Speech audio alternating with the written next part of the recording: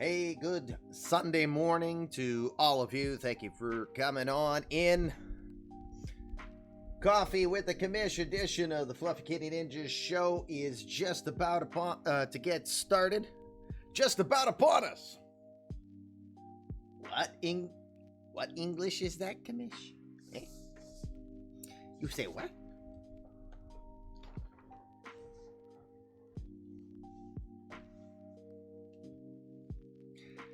Understood, fair territory, but we are properly branding. We are out of the Park 22 still.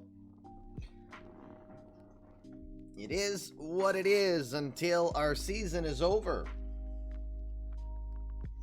We will not transition over to 23 until our World Series is completed.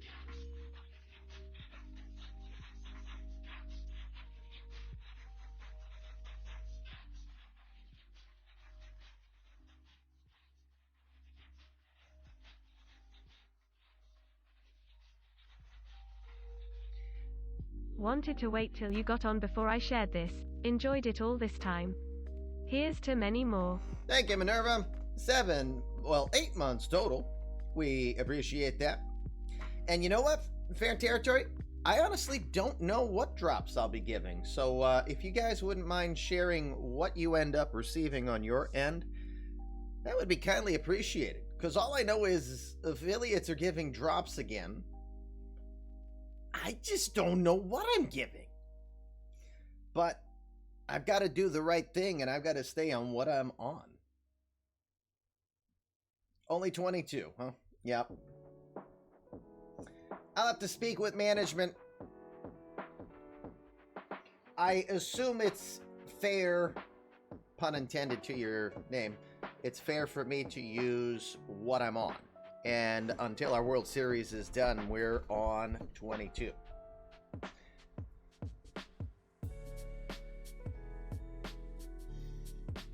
don't know if we're having issues with 23 drops. It just might be because we are officially still on 22. That's what we're given. So I think it's more a case that we are just not on 23 yet. Maybe we'll let the league vote at the end of the regular season if we want to import and carry over to 23 and do the playoffs there. Playoffs? We're talking about playoffs?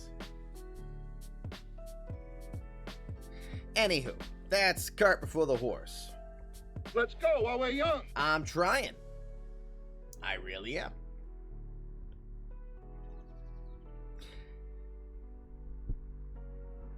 Well, les Champs-Élysées. Ouais, bon après-midi, Monsieur Haslam. Benjamin. Comment allez-vous?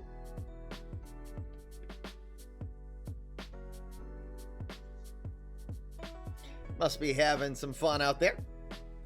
Yes, this is an English stream, by the way. Sadier is not here. I'm going to need someone else to do the bets. Sadier is gone for the next 2 days, so we will need someone to go front and center and do the bets. Awesome. Thank you, Aiden. The wife is shopping right now, so Ben has one feeling and one feeling only. Let go! Welcome. Come in. Fresh victims for my ever-growing army of the undead. Sir, you have to let go of the button. Well, son of a bitch. Hey, it is the Fluffy Kitty Ninjas show. Coffee with the Commish style. Coffee is here. Bailey's is included. You better believe it. It's a gorgeous Sunday out here. We are ready to go. Why did my music just suddenly stop? Oh my god. Oh, there it is. Okay, it was just what we're on. So, alrighty. So Anju has things to do. So thank you for getting the bet in there, Aiden. I appreciate you doing bets, covering for Sadie here today. It is the Fluffy Kitty Ninjas show. We're still on Out of the Park 22. I guess we'll find out when you get drops. Sounds like you're getting 22 drops. I don't want to be a bad boy and just label myself 23 unless management kind of says it's okay. Hold on a sec. You know what? Hold on. Question.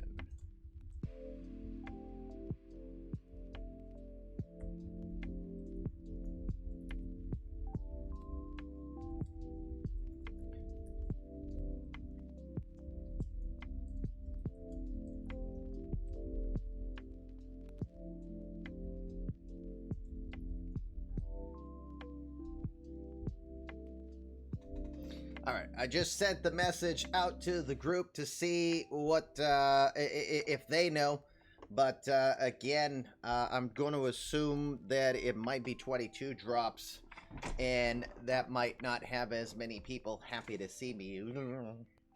C'est la guerre. We're still on 22. That's the downside of being an online league, offering perfect team drops. So it's not our focus officially, although I dabble in 23 now. Hey, I got a perfect team, a perfect Lindor, 100, and I was told sell it immediately. Get 20,000 perfect points. I did.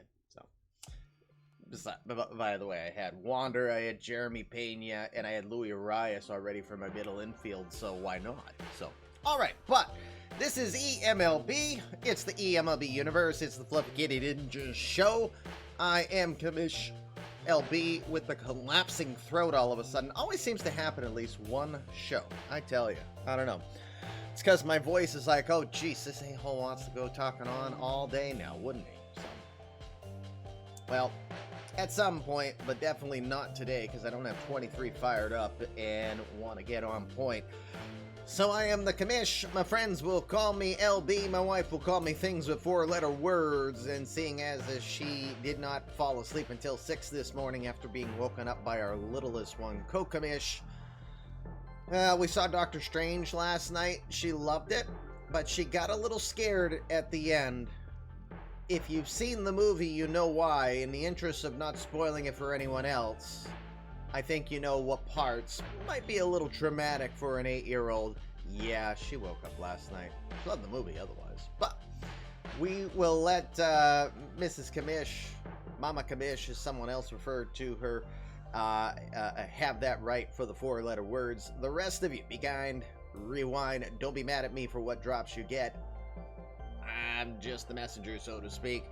But definitely, Daffy Duck in the background reminding you... Watch your language, you bud. We're on the air. Yeah, that indeed. Hey, we've got 3 weeks left to the playoffs. Again, if you're not familiar with our format, every one real-life week gets us 2 weeks done. So next Sunday will be the end of the regular season. Shut it, it's duck hunting season. Wabbit season. That would be the official response from Daff at all times. Why do I sound... I was wondering why it sounded so quiet. Okay. So, let's take a quick peek at the pennant chases before we jump in. We've got 7 days of action today. You're going to be watching day 1 because we've got a featured series that makes a lot of sense to show. It is not going to be a managed game today, so we're just going to be watching how the AI runs things, and we'll call it there. That might allow the game to go a little more fluid. Possibly allow the game to go more fluid. Let's not jump to any conclusions just yet, Commish. All right. In the American League East, the Orioles pretty much are certain to make the playoffs here. It's question whether or not they're going to win the division. They still have a magic number of 16 here with 20 games left to play. 5 games ahead of the Red Sox, 8 on the Rays. Everyone's pretty much treading water at 500 here with the exception of the Sox. Orioles will take on the Sox for 3. Then they will have the Rays after, so they have a fairly tough schedule. Same for the Rays. They will start against Toronto and then Baltimore. For the Red Sox, well, they've got the Orioles, masters of their own fate. But then afterwards, they've got the Yankees. That's where they could really solidify their chance to at least make the wild card. In Central has been academic for a bit, but the Royals are making it interesting. 5.5 back, winners of 7 of their last 10, while the Tigers have lost 7 of their last 10 to allow a little bit of that breathing room. The White Sox are still academically in it, but it's going to be a real tall order. As Josh Hedges has said, this is a team that has not played over 500 since more than a decade. So they are 3 games over 500 right now. I think it would be a huge victory if the White Sox do finish this season with at least 81 or more wins. That will probably be their primary goal. Tigers will have the Twins, then the Indians in this sim. Royals will try to make the masters of their own destinies. 4 games against the Athletics at home. Then they've got the White Sox at home. Royals have 13 games left at Kauffman Stadium as well, so we'll see if that helps them. And again, for the White Sox, they will start with the Indians and then take on the Royals afterwards. In the West, another awesome battle. You've got the Angels and the Rangers neck and neck. It's percentage points here at this moment, as the Angels have 2 games in hand. They will take on, the Rangers, only have 18 games left in the season, while the Angels have 20. They've got the Mariners and the Blue Jays to start it off. Ryan Shaw is going to make his, he's not going to make his debut because he's been in 5 appearances. I wish Hetz would have told me that, because I like knowing when community-created players have gotten into the majors. Rangers will have the Astros, then Athletics, and then the Astros themselves, who are a very outside chance. They still got their chance a little bit better, actually, than the Rays do at this, or the White Sox, at this moment. Rangers and Mariners. Here's the wild card look. Angels and Rangers again. One is winning the division. The other will be the current home team in the wild card playoff, with the Red Sox being who they battle. Rays are 3 back in that. Astros 4.5. Royals have a better chance to win their division than they do make the wild card at this moment. Over in the National League, Phillies are leading. You look at where they should be, 73 and 70, so they're playing +6 ball here overall. They are 3 games ahead of both the Mets and Nationals. They will have their best chance to try to widen that gap. They will take on the Pirates and the Marlins, all at Citizens Bank Park. So we'll keep a close eye on that one and see how they perform there. For the Mets, well, this is what the Phillies want. While they've got a team that's a little weaker right now, Nationals and Mets, who are trailing in both 3 games back, will be beating up on each other. That was our other option, to go to that one, but in all honesty, with having the Major League debut of Steve Randolph as well, it just made a lot more sense to show this particular game. I was this close to possibly doing a non-managed doubleheader, but it's just not going to fit in the cards for today. I've got other activities to do, finalizing my garden. Oh my God, I've had nothing but a Tobey Maguire moment here for most of this weekend, after removing 2 heavily rooted hydrangeas that have spent 15 years where they were located, and moving both of them. Oh my goodness, what a battle of attrition that was. Ugh. So, as I said, Tobey Maguire moments. My back! My back! That's me right now. So can't wait to see my chiropractor later this week, that's for sure. As we said, Mets will have the Nationals. Then they got interleague action at Citi Field, as the Twins will be coming to town. Nationals will have the Mets, then the Braves, and as you saw Aiden say, looking to play the full role of spoilers as best as he can in that one. Here is where we're going to be featured in today's broadcast. We're going to be looking at the National League Central. Cardinals, Cubs, Brewers. 1.5 games separate them, all with 19 or 20 games left to play. Cards and Cubs will be our featured game, one of the better storied rivalries in the history of baseball. They will come front and center here on the Fluffy Kitty Ninjas show today. We'll also be seeing the Major League debut of Twins creative player. It's Twins 34, of course, we're talking Jake Randolph. Steve Randolph will make his Major League debut. 5.65 ERA in Triple A. Feel like he's rushing it, but we'll see. We'll see if faith is earned or if you're kind of, taking a wrong approach to it. I guess we'll find out. After the Cardinals face the Cubs for 3, they have the Giants, and they will be going to Oracle Field for that one. Cubs, meanwhile, will have the toughest test this week as they've got the Cardinals, then the Brewers. And again, the Brewers are only a half game back coming into this one. Where will they be after this 3-game series? Cardinals offense is a good team to face as a rookie pitcher. Well, maybe. Brewers, meanwhile, will be a Great American Ballpark as they will take on the Reds, then the Cubs at Wrigley Field. So most of the Brewers' work is going to be on the road, but they are playing sub-500 competition here for the remainder of the season. In the West, again, it's mostly academic. The Padres should make the postseason. They're most likely to clinch their division first, with the Diamondbacks knocking on the door. We'll talk about them in a second. You can see Giants and Rockies for the Padres, so best chance for them to face the 2 teams on the lower end of the division. For the wild card, Cubs, Brewers would be the matchup. Diamondbacks come into this one a half game back with 20 games to play. The Mets and Nationals are 1 game back further, and just for craps and giggles, Giants are still in this, 2 games under 500, 6.5 back. We'll keep an eye on them and see if they have any chance to make it. So again, Cubs, Cards, Brewers, that's their toughest test. Brewers will have Reds, Cubs.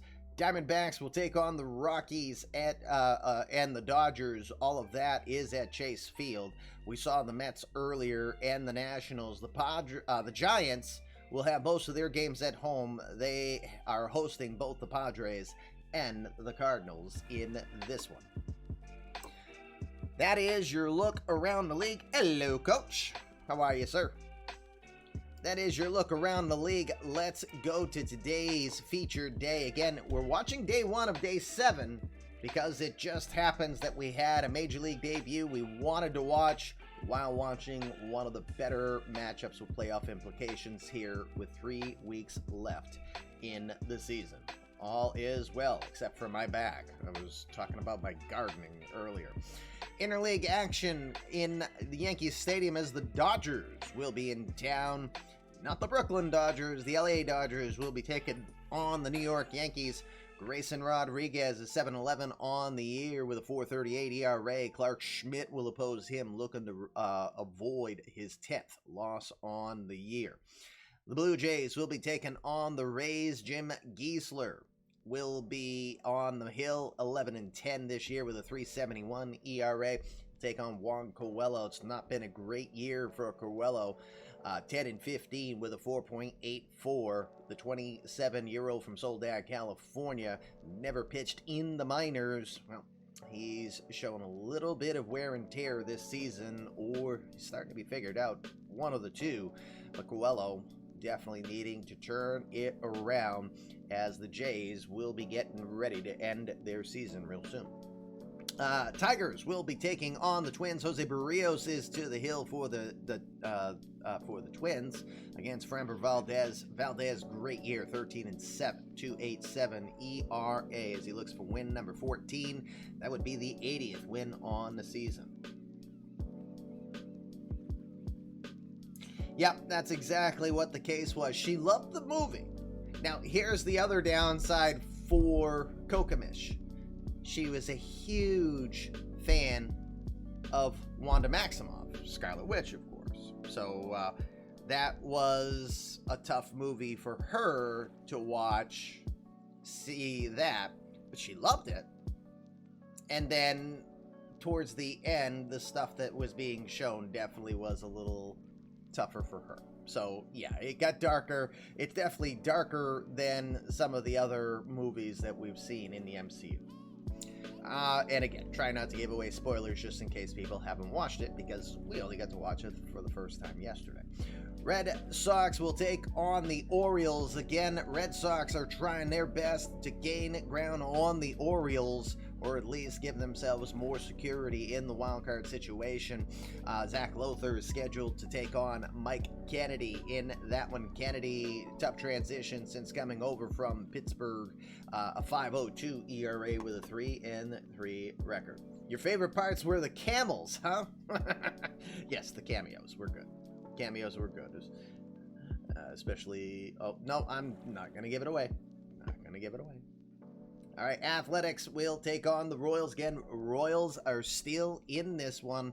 They will try to capitalize against the worst team in the majors. Athletics are just merely trying to hold off what might be the inevitable of 100 losses on the year. Kyle Hendricks will get the ball for the Royals. Is 9-11 with a 5.6 ERA. Tomoyuki Sugano will oppose him, 4-11 with a 4.40 ERA. That one's at Kauffman Stadium today. White Sox will have the Indians in town. Danny Martinez is 10-8 with a sub-3 ERA. I missed them. I was like, when were there camels? There was, when they were I'm not giving any of it away.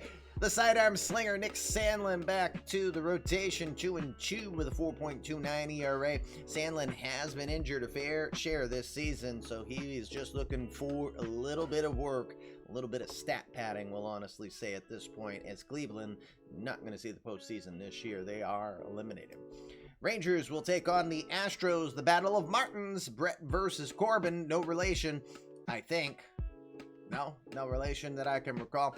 Corbin is 10-11 with a 4.02. Brett is 14-9 with a 3.76. That's an 8-10 start at Minute Maid Park. Angels will take on the Mariners today. Asa Lacy has been phenomenal since he moved from the Dodgers over to the Angels, 11-3 with a 3.62 ERA. Joe Musgrove will stand in front before him and take him on, as the Mariners do have a shot to still finish over 500 this year. They are playing 12 games under 500 on the road, though. National League action, Battle of Pennsylvania, Pittsburgh taking on Philadelphia. Sonny Gray back in the majors, 0-1 with a 5.68 ERA. Brian Abreu will take him on. Abreu's been pretty impressive this year, 6-2, 2.78. Mets, Nationals, another battle we would have loved to have seen. Yeah, that Lacy trade has been pretty good. Well, you mentioned it. It's a sunny Sunday. There's definitely other things that you could be doing, but good to see you, Extreme. Thank you for stopping by. Mets taking on the Nationals. Another battle we'd love to have shown you, but we decided on the other battle. Eric Carpenter is scheduled to take on Ty Madden in this one. Both of these teams come into this one 3 games back from the Phillies, so we'll be keeping an eye at what's happening against the Pirates. But the Phillies will be loving this, as the Mets and Nationals will beat up on each other for 3 in this sim. Brewers have the Reds. Hunter Cope will take on Hunter Green. A Hunter will most likely win, and a Hunter may lose in this one. We'll see. Hunter Cope 6-3 with a 3.67 ERA. Hunter Green has turned his season around. He was significantly worse off. If we take a quick peek at his splits, you will see 4-2 in August with a 3.22 ERA. That has made a bit of a difference on his season. 2, Miami against the Braves. Jake Willis, 9-14 on the year. Connor Thomas is 6-8. Both of those teams mostly playing for pride here at this point. Braves, as mentioned, looking to be spoiler big time. Cubs will take on the Cardinals. We'll feature this one in a moment, since that's our game of the day. Onward to... Call Hello. me the Claw of Ling Chao. Clean up on aisle 7. Thank Getting you, down Pirate. to the wire in NL East. It is indeed. Thank you very much for the $20 donation, sir. Sincerely appreciate that. Rockies will take on the Diamondbacks. Chris Archer will do battle against Mitch Keller in that one. Archer, well, it's been a year. 4-12, 6.57 ERA. Mitch Keller, 6-4, 4.71 ERA. Diamondbacks are still playing. They are a half game back for wildcard implications here, so we'll keep an eye in that one. Padres will take on the Giants behind my big old head. Jandy Ronson has his first career Major League victory. He's 1-1 now. It only took him, 8 appearances, I think, to get there? Bob Dowd will be a tough test for the lefty. Dowd is 13-5 with a 3.88 ERA. Pirate with the donation for karma. That might be it. All right, there's your look around the league on what we'll be featuring today. I will get to managing today's game. No rain out. Yay, the wind is blowing in from right field. Clear skies in St. Louis. Nice to see. Let me remove myself so you guys can bet as you look at the setup. Lot of fatigue in this one. You'll see a lot of tired players in this one. We'll see how that has impact. Again, Aiden Pearson, Ray's Rule, is keeping track of your bets. Before you do your bets, let's look at the pens. Both of these sides are going to be battle tested today. Bullpens, Oscar De La Cruz last pitching back-to-back in the last couple of days. He's gone 4 1/3, so he's fairly tired. Probably not expecting to see the right-hander from the Dominican. 7-4 with a 4.11 ERA. Has mustered up 10 saves this year. That's the second straight season that De La Cruz has at least 10 saves. Marcos Eusebio, the 25-year-old, also from La Romana in the Dominican. Cardinals are not a fan of the eMLB schedule committee. Eusebio has also pitched in back-to-back appearances. He's gone 2 2/3. Did give up 2 home runs yesterday against the Angels. Got the credit for a blown save in that one. That's his 5th on the year. Still a mid-3 ERA in 105 innings of work. Can't say that Eusebio has not been a really big plus in this bullpen. Mike Foltynewicz. Now that I know how to say his darn name. Foltynewicz has been on again, off again, so he pitched yesterday. A couple home runs also. Who didn't hit a home run yesterday for the Astros, apparently, with 2 home runs given up by each of the last 2 pitchers we've looked at. Folty predominantly in a relief role these days. Well, the walks are up. He's given up a bit more homers. He's been a bit more hittable of late. Still a fairly effective pitcher when called upon, but not sure if we'll see Folty today. We'll keep an eye on that. Ian Hamilton.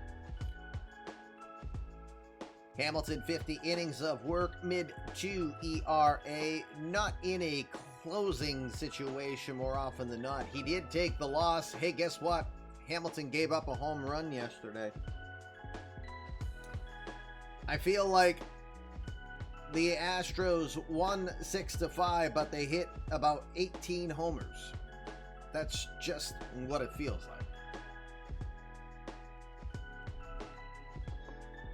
Hamilton should be available today, we would assume. Dalton Higgins. Higgins did not pitch yesterday, but he did pitch back-to-back in the previous 2 days, 2 1/3. He gave up 3 earned runs during that period of time. Did get credit for the win, despite giving up 2 earned runs back on the 13th. He's 2-0 with an ERA just under 7 this year. That is a big step back for Higgins after last season, where his ERA was about half, and he had 100 more innings pitched than he does at this point. Zach Jackson, the 30-year-old from Oklahoma, last appeared on the 12th inning of work, striking out 2 in that time.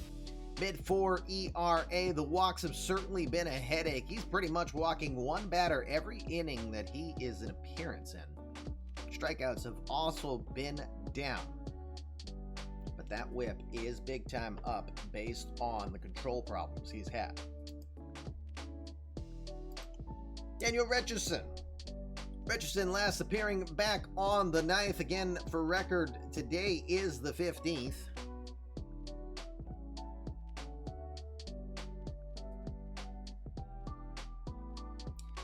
Richardson went 5 1/3 as a starter. 29 appearances on the year for him. He's 10-6 with a 4.37 ERA.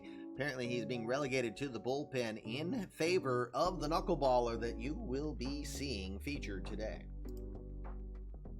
Bill Sullivan, 20-year-old from Mullen, South Carolina. Just 3 starts so far this year. They have not been pretty. He last pitched back on the 12th, 4 2/3, 7 hits, 5 earned runs, a homer allowed, striking out 3. Sullivan had gone 8 starts in AAA Iowa, going 2-2 with a 3.65. He'd also played in Myrtle Beach. That's A+ ball earlier this season. Maybe a little too rushed to the majors, perhaps. We'll see. That might be a little bit of a theme that we see coming out of Chicago. Finally, the dirty Craig the Vulture, Craig Kimbrell. Kimbrell, 2-4 this year, 4.14 ERA. Bill Sullivan is a 1.0 name. 2-4 with a 4.14 ERA, 7 saves to his credit this year. Pretty consistent for the now 37-year-old from Huntsville, Alabama. Believe he has full control. Yep, he has control over his destiny for one more season. Then the Cubs get to make the decision for 2027 if they will keep him. I assume if he keeps pitching as he is right now, that'll most likely not happen. Today we'll be watching the debut of 19-year-old Steve Randolph, a knuckleballer. Drafted in the draft this past season. He was second round, 36th overall for Minnesota State. Randolph being given an opportunity to pitch this season. We'll see if that's a good idea or not for the Cubs. Over to the Cardinals. Again, you'll notice the fatigue. Anthony Rendon, MJ Melendez, Joe Adell being given the day off. Ronald Acuna Jr. is in, but as a DH today. Again, universal DH rules as voted upon by the GMs of eMLB.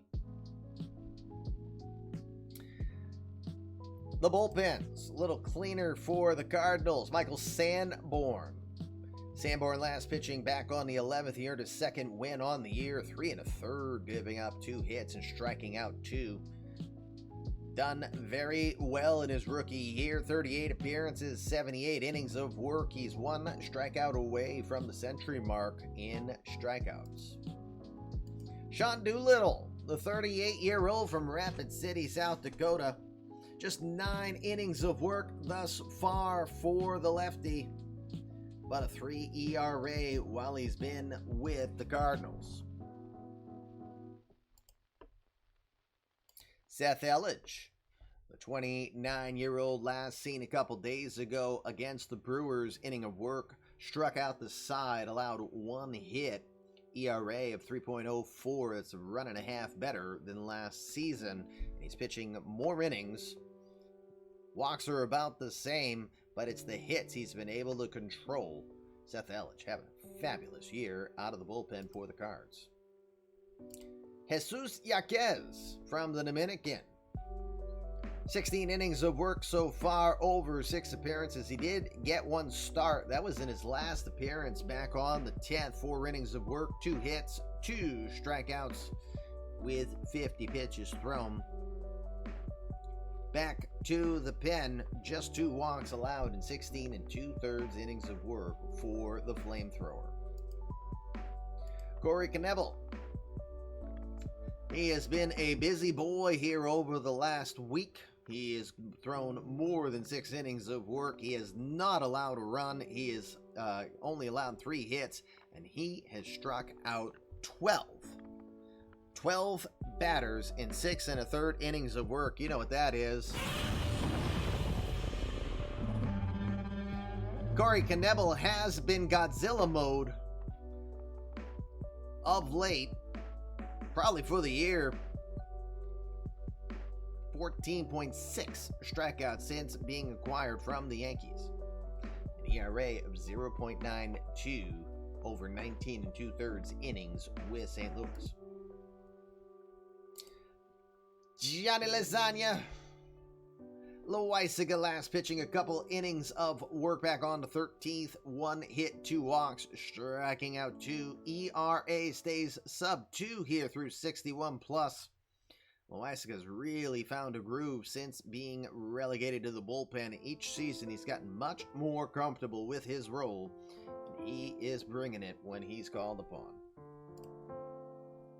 Randolph Ruiz, the 24-year-old from Moca in the Dominican. Rookie season has been a little messy. ERA mid-6s to this point. He's shown some good promise in a relief role down in AAA. The adjustment here, like anyone else, it's going to be a little bit of a challenge. Walks have been up, but they believe he's got more to show than what he has so far. Thomas Zubuki, the lefty. Another guy who's been busy. Over this week alone, he's earned 2 victories in relief. He has gone 4 2/3 innings, allowed 5 hits, 5 strikeouts this week alone. Should be available as he is known to be a very rubber arm. 4 saves on the year with a sub 2 ERA for the lefty. Finally, Jose Leclerc, 6 consecutive saves have been converted. 34 saves on the year, 1.56 ERA. We thought last season's 43 saves outing with a 1.06 whip was the peak for Pico. Not happening. He's doing much better. 0.83 whip to this point as the walks have really started to come down. There's your situation on both sides. Again, a bit more taxed bullpen. Both sides have tired position players. More are playing for the Cubs today. But here's your chance to put your bets in and tell us who you think's going to win. Earn some balls of yarn. Balls of yarn are the currency of the Fluffy Kitty Ninjas show, and they are the lifeblood of the eMLB universe. For every 1,000 balls of yarn you have, you can trade them in and get a boost. If you've never boosted before because you don't have a player, every 1,000 balls of yarn, the first one will create your player that will be featured in the next amateur draft in July of 2026. Not real life 2026. Probably at about 3-4 months from now. Gives you plenty of time to work on them too. Don't forget the mega command. For every 5,000 balls of yarn you possess, you can summon Lion-O and the Thundercats to help out their cousins, the Fluffy Kitty Ninjas, beat those samurai dogs down. And when you summon Lion-O, you don't just get a +5, you get a +6. You get an extra boost for the price of 5 boosts. Time well spent. We hope we've noticed more of a trend on people going that road. Here's how the betting works. In chat, you write down which team you think will win. Hey, Mean Muggin, welcome to the show. In chat, you write down which team you think's going to win, and then the number you put next to it is how many runs you think the winning team is going to score. So if you think the Cards are going to win and score 5, you'll put STL5. Here's how the betting works. If you pick the right team at the end of this game and you selected the right team here before the first inning is done, you will win 75 balls of yarn. You can still bet in the second inning. If you pick the right team, then you can win 50 balls of yarn. Your last chance to win in the betting portion of the day is in the third inning. Before the third out of the third inning, that will be 25 balls of yarn. However, you pick the wrong team at any time, it will set you back 25 balls of yarn, so please keep that in mind. Finally, that number you put down, it's nailing the number. It cannot hurt you. It can only help. So if you nail the number, it doesn't care which side you picked. You nail the number, you're a winner. you'll get 50 bonus balls of yarn for picking the right team. So even if you pick the wrong team and nail the number, you'd lose 25, but you gain 50. You're still a winner. You're plus 25. Best chance, most you can win, we should say. Pick the right team here before the first inning is done. Nail the number. That's 125 balls of yarn. Remember, 1,000 balls of yarn gets you a boost. Don't forget all the mini games that you can play. You can do heists. You can do boss battles. You can do duels against each other. Hey, Sharpie, there's a bet. St. Louis and 9. Aiden, Aiden is there. He's there. I was just making sure he's there. Hey, B-Bomber. Welcome back. It's the eMLB Game of the Day on a Coffee with the Commish edition. These two teams come in one game apart, with the Brewers a game and a half back on the Cardinals with 20 games to play in this season. Huge playoff implications here for the postseason. This is a game powered by Out of the Park 22. Upon conclusion of the World Series, we will transition over to Out of the Park 23. Going back to 2002, real life 2002, eMLB has been proudly using Out of the Park baseball. Today, Commish is fueled by his hometown, his home brew, Coffee at Home, which means Starbucks Cafe Verona. Coffee made Italian sweet cream, and you better believe Bailey's Irish Cream is in my glass. And of course, you're watching us live on the Fluffy Kitty Ninjas show, or you can also watch us on demand on the YouTube eMLB Baseball Universe channel. We are looking for you to sub to that channel so you are notified when our games are moved over, and also notified when our exclusive content, the eMLB Insider Podcast with Aju Pays and Jordan Cage 28, Jared Rollins. And then, of course, Here's Why You're Wrong, brand new podcast show with Ray's Rules himself, Aiden Pearson, and Brendan McGuirk. Both are exclusive to YouTube and the eMLB universe, so hit that subscribe button. Remember, subscribe's on YouTube, don't cost you a dime, and it takes 2 seconds to do. Here's the starting lineups for the Cubs in this one. The Cubs will lead it off with Jackie Roberts in left field. He's got a 12-game on-base streak coming into this one. Daniel Cabrera will be out in right field in this one with a 3-game hit streak. Denny Smith Jr. came in like a wrecking ball. He's done nothing but, you see the numbers there for him. 4-game hit streak coming into this one. 9 hits and 17 at-bats with a homer and 4 RBI. He'll try to extend it to 5 in center field, batting third. Danny White will be your cleanup hitter, batting fourth with an 8th-game hit streak himself. Kent Herbeck Jr., great rookie season for him.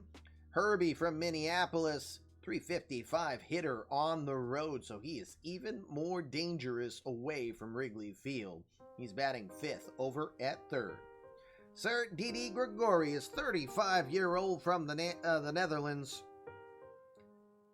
still hitting it solid, almost 20 home runs in his 14th year in the majors. He'll be the DH today, batting 6th.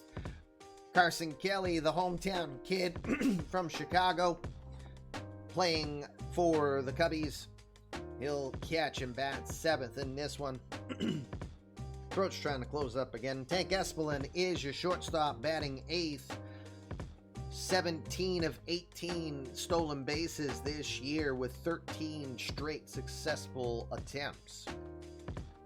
Batting 8th at short. Jesus Metler, the other middle infielder, the Cuban, will bat 9th over at second. It is the major league debut for Steve Randolph. Drafted in the 2nd round this year, the Cubs have rushed him to the majors.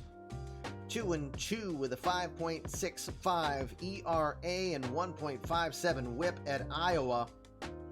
Everything there would suggest this is probably not the right time to have Randolph up. It's all prove me wrong, Steve. We'll find out today. Steve Randolph gets his major league debut. For the Cardinals, leading off, Dominic Aguilera. The 25-year-old from Waterbury, Connecticut, set a career high in home runs back on September 8th. Everything he does in that category will be an improvement on that. 24 homers in the leadoff spot. He'll be in left field for this one. Louis Urquiza will be your center field. Joe Adele will get the day off. The Venezuelan in center, batting second. Ronald Acuna Jr., the fellow Venezuelan, since joining St. Louis, 162 at-bats. Not much, just a 364 average, 8 homers and 25 RBI. He's found his groove in St. Louis. He will bat third and the DH today. Gunnar Henderson will be your cleanup hitter, batting fourth. Been a tough September for him, just 171 coming into this one. Jordan Westburg will be batting fifth over at third base. 4-game hit streak for him. The newest member of the 2000 hit club is Anthony Rizzo, 2007 total hits. He's been with the Pirates and the Cardinals this season, just 31 at-bats with the Cards. 194 average coming into this one as a member of St. Louis. He'll bat sixth over at first. Jason Dewey, the backup catcher, will get responsibilities today. MJ Melendez getting the day off. The Louisianan will bat seventh. Tommy Fernandez is in center field. The Mexican hit 287 for AAA Memphis this year. He will bat eighth in right field. And Tony Sawyer, the light-hitting shortstop, a phenomenal defender, will bat ninth at short. Tanner Burns from Decatur, Alabama. 17 scoreless innings coming into this one for Burns. He has been really difficult to solve for hitters this month. Comes into this one again. 17 consecutive innings that he has not given up a run.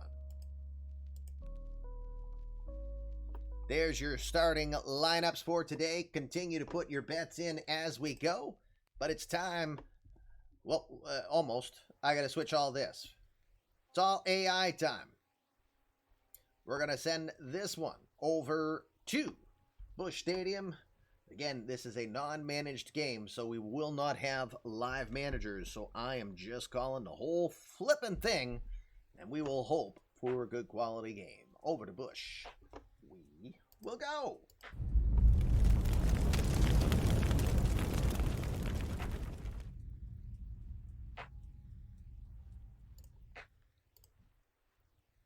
Welcome to Busch Stadium. It is the Cubs and the Cardinals, one of the more storied rivalries in baseball. Gets even better as it's mid-September. Playoff implications, one game separating these two, with the Brewers right on the back door. Let's look at the defensive alignments in this one before we get her started. In left field, Gold Glove winning Dominic Aguilera will be out there. Louis Urquiza is your center fielder. Tommy Fernandez is your right fielder today. Jordan Westburg is at third. Tony Sawyer is your shortstop. Gunnar Henderson is at second. And Anthony Rizzo is at first. Hey, Tranquil. Thank you for the raid earlier, too, as well, sir. And Tony Rizzo, of course, is a former Gold Glove winner. Jason Dewey is behind the dish on the hill from Decatur, Alabama, the 26-year-old Tanner Burns. Hey, Jason. Tanner, third-year veteran, 9-7 this year with a 3.92 ERA in 27 starts. This is number 28 for him. 163 innings of work. He's given up 148 hits, 71 earned runs, 18 have been by homer. He has walked 40 and struck out 145. Cusack, thank you for hitting the follow button. Welcome to the Fluffy Kitty Ninjas show. Burns is your traditional four-pitch pitcher. Throws the fastball mid-90s, has the slider, curveball, changeup complement to that. His last appearance was back against the Pirates in a 9-0 victory, went 8 1/3, giving up 5 hits, no earned runs. He didn't walk anyone, and he struck out 7. In his last 2 appearances, he has gone 16 and a third innings, so he has gone 8 innings or more in his last 2 starts. Burns is a first-round pick. He was 32nd overall in a supplemental back in 2020 out of Auburn by the St. Louis Cardinals. All right, we're ready to go. This is how it works if you've never been here before. Here's the first thing. I don't run a team. I just manage.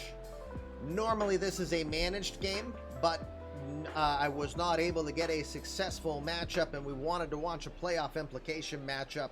So because of that, the lineups have been set, but there is no management of this game. So the AI is making all decisions. That is a rarity that we do that. We like to joke and call it Spaghetti-O Surprise, but it made more sense to show this playoff implication game.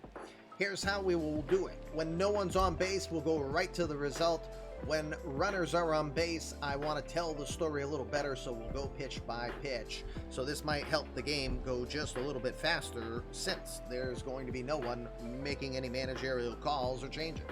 All substitutions, everything will be done by out of the park today, per the management strategies of the GMs that they put in for AI. All right, quick sip. Trying to keep the throat clear for some reason. She's fighting me today. Jackie Roberts coming into the box. Second-year veteran from Chico, California, and a 1.0 name. Comes in hitting .238 this year. 17 home runs and 56 runs batted in. 22 stolen bases on the year. And a 12-game on-base streak entering play.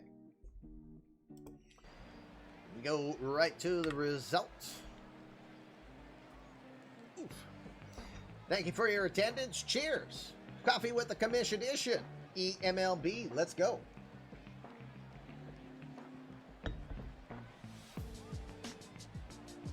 First pitch from Burns is going to be slapped into left center field. This one's going to go far and high off the wall.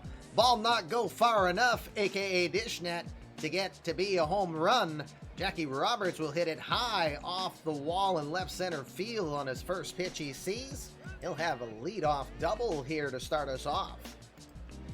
Roberts, his 28th double on the year, gets him in scoring position to start this ball game off. Hit the weight room. That'll put Daniel Cabrera into the box. Cabrera, the 27-year-old from River Ridge, Louisiana, in his second year in the majors. 3-game hit streak for him. He'll enter play hitting .290 with 11 home runs and 59 RBI. Ball almost go far, or ball not go far enough.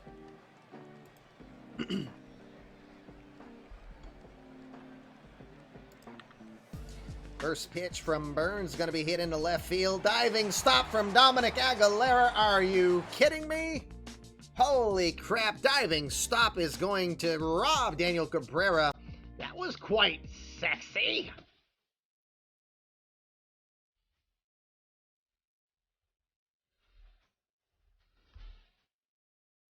Beautiful play from Dominic Aguilera out there.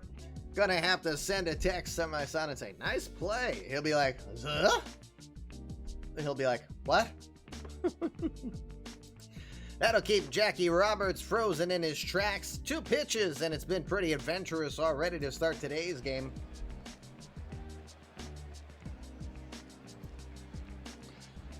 One out, top of the first. One of the most highly anticipated players coming into the box. It's the Wrecking Ball, Danny Smith Jr.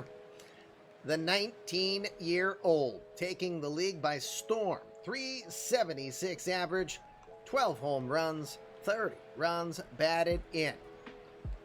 And then somehow he found his way to landing 4th in this last draft. Still, amazing story. Yes, cue Miley Cyrus now. First pitch he will see. Looks outside for ball 1.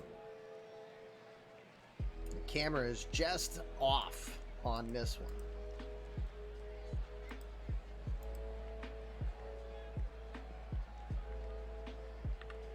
The 1-0, he'll watch it all the way in there, strike one. Danny Smith Jr., of course, created by our now Oakland GM. Into the draft, drafted by the Cubs.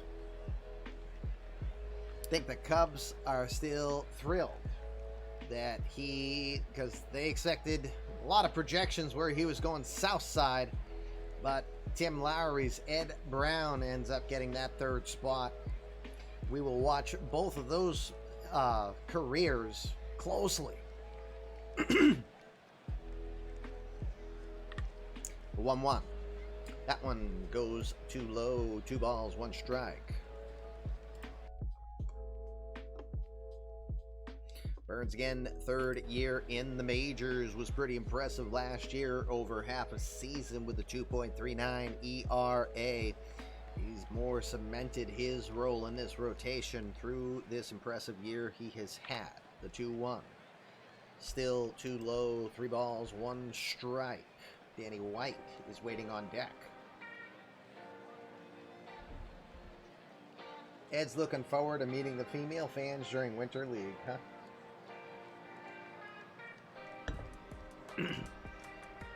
So, who's he looking to go downtown with? The ball or the ladies?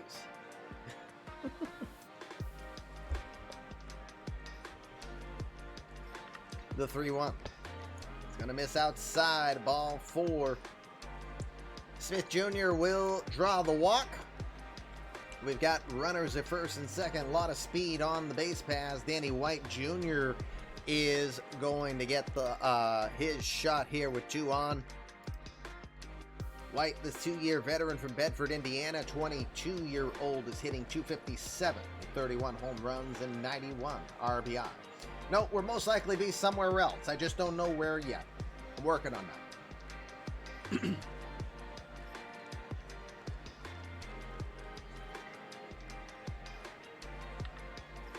First pitch swung on and tapped foul left side. No balls, 1 strike.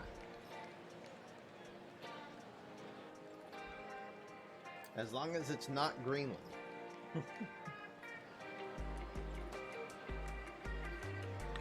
0-1 delivery. Checks the swing. They'll appeal down to first. No. Down to third, excuse me. I know the difference between third and first.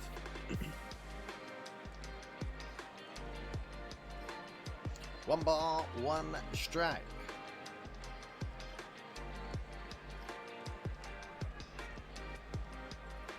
Brasili, the 1-1. Swings and hits that one foul back towards the box. 1 ball, 2 strikes to White, who was drafted in the first round, 3rd overall pick by the Milwaukee Brewers back in 2021. 21 was the last season that the AI made decisions on who was drafted. Hey, speaking of the Brewers.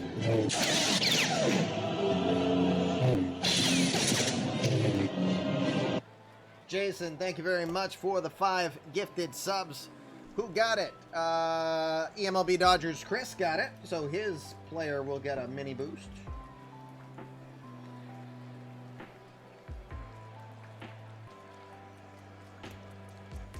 Diggity, Diho, Killing, apparently, and Bajuware. Thanks, Jason. Appreciate that. Hey, is it Dijo or Diho? I assume Dijo. Or it's neither. But welcome. With that gifted sub that you were given, you were invited to create a virtual player in our eMLB universe. Here's the Discord for you to be able to get more about that. Because if you're here, you're only getting about 20% of the story in the eMLB universe. Phenomenal articles, great community in our Discord itself, as well as the information on how to get your career started. The 1-2 to White.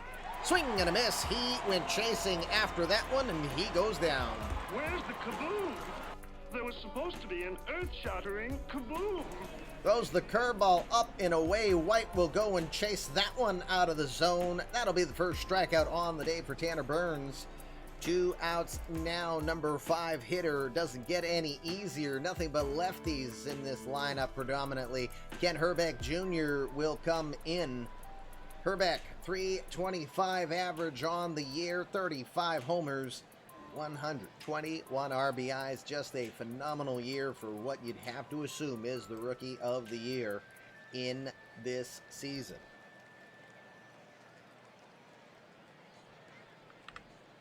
First pitch to Herbeck, curveball will go low, ball 1.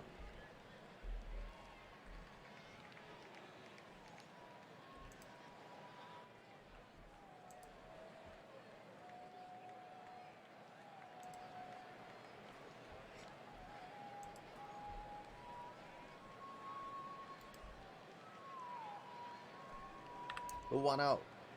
That one goes low. Another curveball. 2 balls, no strike. Burns staying with the curveballs. Yeah, any other year, it might be Alvarez, but Alvarez is not. I would assume Alvarez won't be sad about not being an ROTY.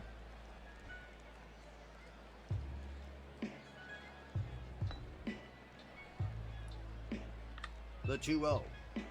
In there. Strike 1.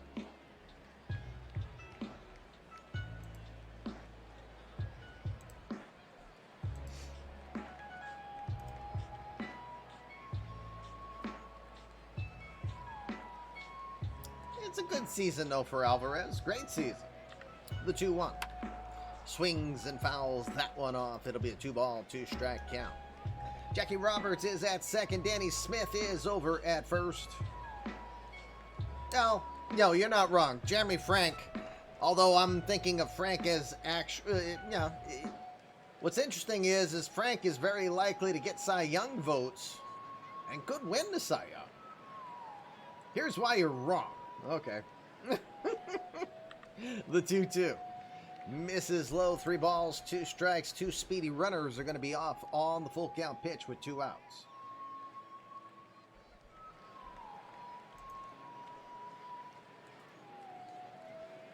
The 3-2 pitch. Swings and he'll foul that one towards the third base side. That one will stop near the coach's box. Coach will underhand it into the stands for a souvenir.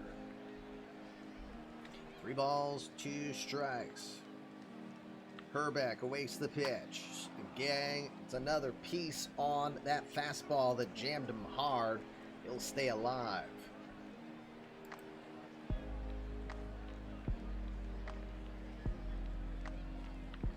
The 3-2 misses inside, ball 4. Another walk. This one will load the bases. Second walk of the inning for Tanner Burns.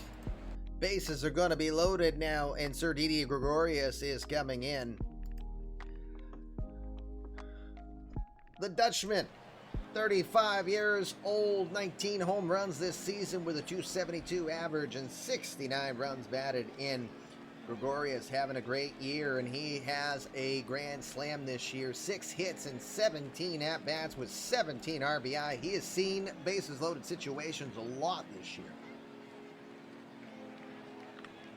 First pitch he sees. Changeup is in there. Called strike 1. Boy, that one kind of possibly questionable. It looks like it catches the black still.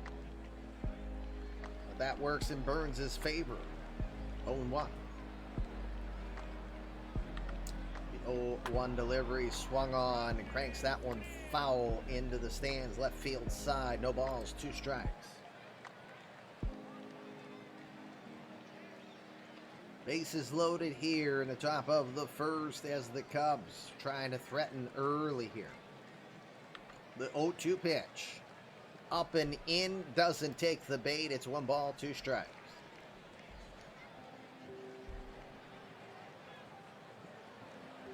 The 1-2. This is again inside. 2 balls, 2 strikes. Gone to nibbling all of a sudden here. 23 pitches already for Burns here through 2/3 of an inning. The 2-2. Grounded over to second. Easy play for Gunnar Henderson. He'll throw to first. Cubs are going to leave him loaded. Side is retired First half of an inning done.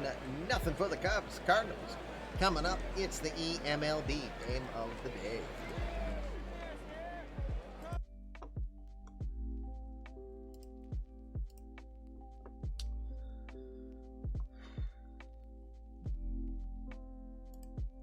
All right, bottom of the first here in Busch Stadium in St. Louis. As we get back to the action, let's look at the defensive alignment for the Cubs in today's broadcast. Jackie Roberts is in left field. Danny Smith Jr. is in center. Daniel Cabrera will be in right field. Ken Herbeck Jr. is your third baseman. Tank Espelin is over at short. Jesus Metler is your second baseman. Danny White over at first. Carson Kelly will be behind the dish today, making his major league debut from LeSueur, Minnesota. 19-year-old Steve Randolph. If I can find him on my list. Oh my God. I went to the wrong screen. Sorry guys, give me a sec. Ah, to heck with it. I'll wing it.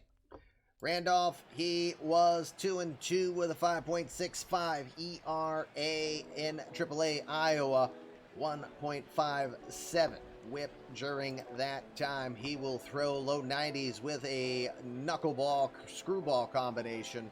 These are never being made again, ever. You can thank Jake for that too, because I'm like, that's not realistic. So we're kind of murdering that combination. That's gonna not happen. Randolph ready to go. We'll see how the nerves do for him. Starting off, setting a career high in home runs not too long ago, the 25-year-old from Connecticut, Dominic Aguilera. Aguilera 291 this season with 24 homers, 68 runs batted in. Didn't even realize that Dominic has over 100 career home runs in his career. I'll have to tell him that. 1-1 pitch coming from Randolph. Aguilera will send that towards left center field. This one is spinning away from White Jr. That's going to get down and two-hop the wall. Aguilera will turn for second, and he's going to get up in there with an easy double. Uh-oh, hold on, no. He did slide to get in. He's wincing right away. The trainers come out, and he's going to have to leave this ball game. Yikes. Not the start they want. Evan White is coming in as a pinch runner.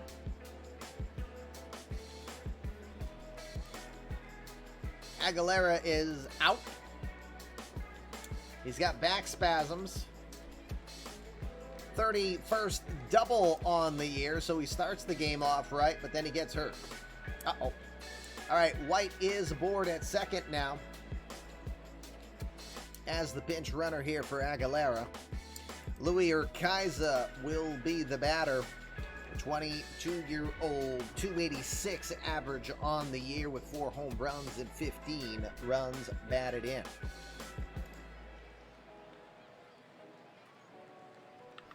Another reason for Anjou to say why if he loses this game, it's because all of his guys were given a day off to rest and then an injury. You watch.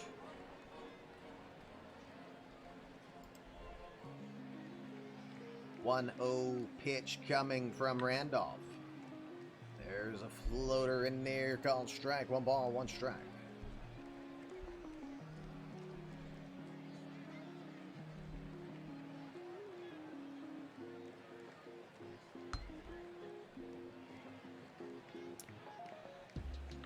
The 1-1 pitch. That's curveball. Misses inside. 2 balls, 1 strike. Hey, Butcher, just saw your bet. Still good a first inning bet for you. Same for Extreme earlier. The 2-1. Circle change. Somehow that gets the inside corner. It's about in the same location as the pitch that was called the ball. But the circle change is called for a strike. It's a 2 ball, 2 strike count to Louis Urquiza. The 2-2 pitch. Slapped towards short.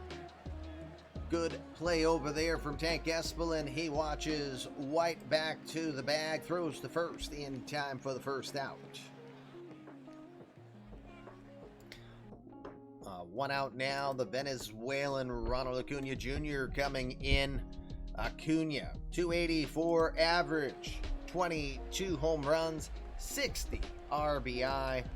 He has played phenomenally since coming to St. Louis. 364 average with 8 homers and 25 runs batted in since joining the Cardinals. That's over 162 innings of 162 at-bats. First pitch from Randolph is going to be a knuckler, missing low, ball 1. We'll see the patience tested by the Cardinals lineup as they contend with a knuckleball today. The 1-0. Checks the swing. They'll appeal down to second. First? Yeah, they'll appeal down to second. No, they said. Good morning, Great Scott. How are ya? 2 balls, no strikes to Acuna. The 2-0 pitch. He'll go swinging and hacking after that one. Slices it foul. That knuckleball has to look very tempting coming in.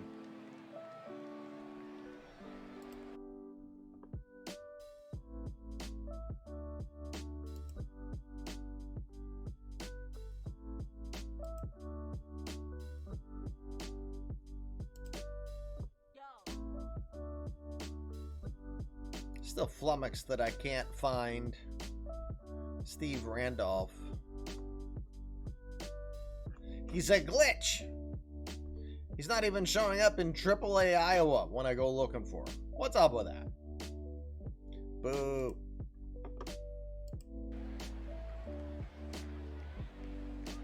The 2-1. Swings and fouls that one into the stands. It's 2 balls, 2 strikes. All right, I'm done seeking Randolph. I can tell you he was a second-round draft pick from Mississippi State. Minnesota State, excuse me, not Mississippi State, Minnesota State. The 2-2. Swing and a miss. He will get Acuna. There's his first career strikeout. It's a big one as he gets Ronald Acuna Jr. 2 outs now in the first, and that'll put Gunnar Henderson into the box. Henderson, the 24-year-old from Selma, Alabama, 242 average on the campaign, 20 home runs and 66 RBI. First pitch he sees is going to miss, ball 1.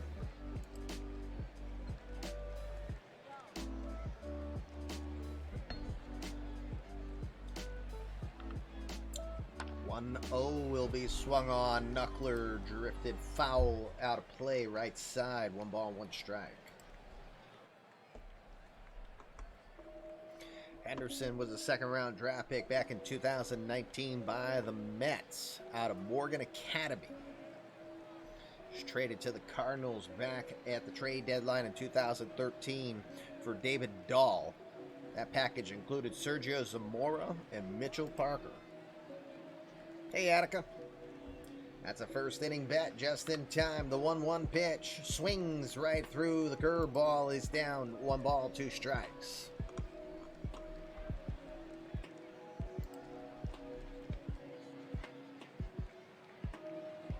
The 1-2 pitch in the dirt. Good block by Carson Kelly on that one. Good. Everyone's getting their bets in just in time because we're almost done the first. The 2-2. Knuckler missing down. 3 balls, 2 strikes.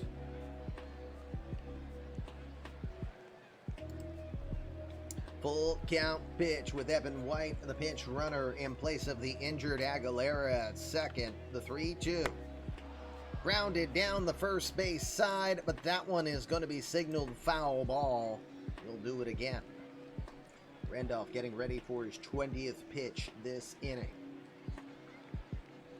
The 3-2. Swing and a miss. Throws a knuckler away. It gets him fooled completely. Fatality. Not a bad first inning of work for Steve Randolph. 2 strikeouts for him after the double being allowed up. 1 inning done. Second inning. Your bets now coming in. Our second inning bets. Let's get to it. Evan White will stay in this ball game and be a left fielder in that one. That's a decent option. He's stepped down from Aguilera, of course, but he will be fine out there, we think. Top of the second we go. Tanner Burns for his second inning of work.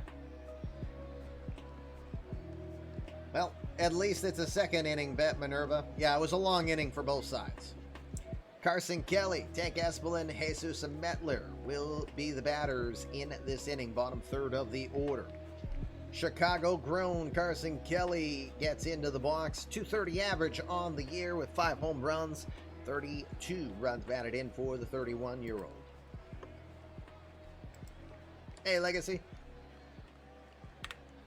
3-2 pitch coming from Burns. Lined into left field. That's going to be a base hit. Kelly read the fastball all the way, golfs it into left field past Jordan Westberg for the base hit. Kelly is aboard. Second hit on the day for the Cubs.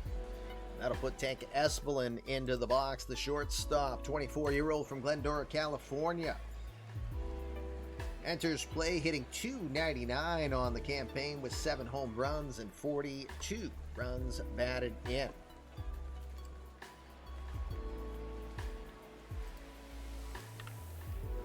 First pitch, he squared to bunt. He pulls it back and he takes a fastball outside, ball 1.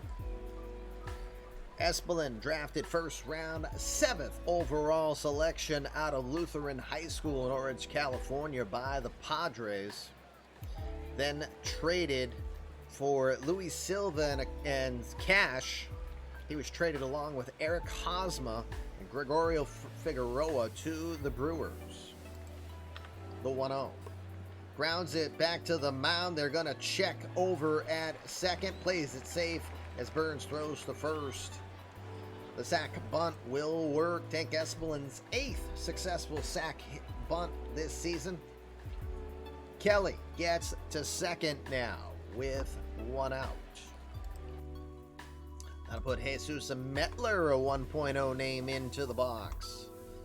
Metler in his second season, the Cuban, hitting .255 with 10 home runs and 51 runs batted in. Hi. Good morning, Mr. Percy. Hello. Good morning. We have the Draggy in the window. The Beardy is now hanging out with us. First pitch to Metler is going to miss outside, ball 1.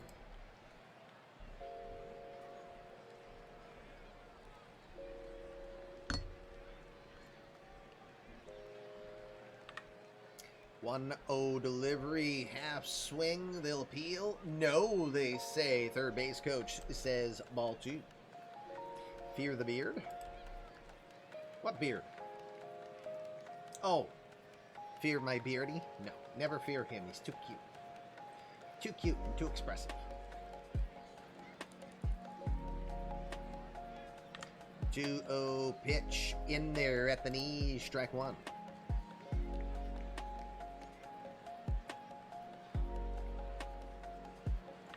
To 1 pitch from Burns, 97 on the gun, but too far in. 3 balls, 1 strike to a Metler. Jackie Roberts, who had a double earlier on, waiting on deck. New chips. 3-1 pitch, curveball is in there. Strike 2, full count pitch coming to a Metler here with 1 out.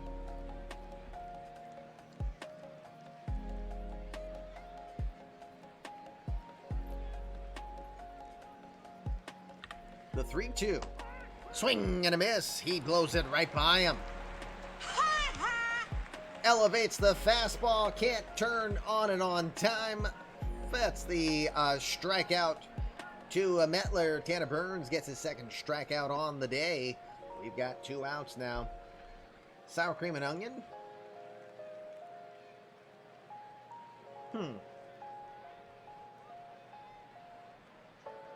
I don't think I've tried those ones before. I mean, I love the Lay's sour cream and onion, but I don't know the one that you're saying that looks like a bugle. No, I've never tried those. 2 outs, top of the order now. Jackie Roberts is back in. Roberts had a double earlier on to start this game on the first pitch he saw on the day. First pitch is coming inside, ball 1.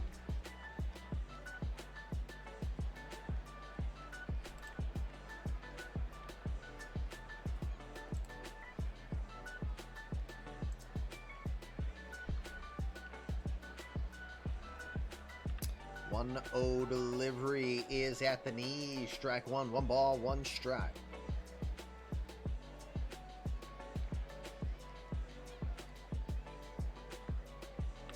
The 1-1 swings and pops it up towards the third base side, halfway up, flying down the line. Jason Dewey gets there in time. He will make the catch, and that will retire this side. They'll leave a runner at second. Inning and a half in the books here in a huge playoff implication series. Cubs Cards, no score. Let's go to the bottom of the second. Bottom of the second, we are at. That gets us our second inning look at the rookie, Steve Randolph. 2 strikeouts in his first full inning in the major leagues. Not bad for the knuckleballer. He's got Jordan Westberg, Anthony Rizzo, and Jason Dewey coming up here. Westberg, the 26-year-old, the rookie from New Braunfels, Texas, 267 on the year, 12 home runs, and hiccups, 23 RBI. Dang. 23 RBI on the season. Can I speak English? Really? 4-game hit streak also for Westberg coming into this one.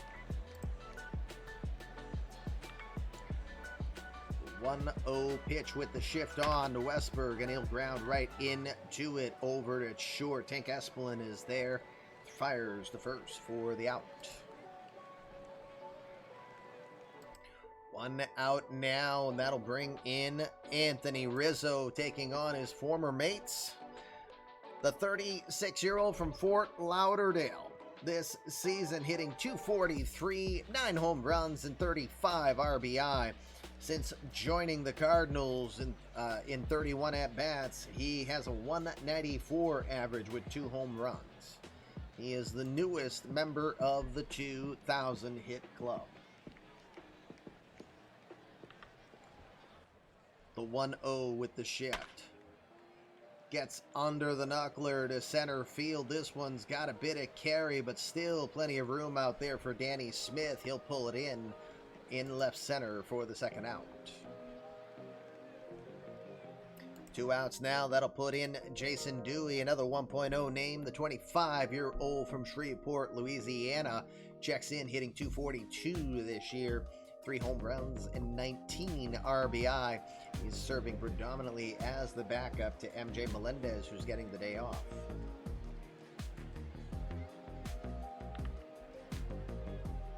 First pitch from Randolph. It's going to be a slow roller over towards short.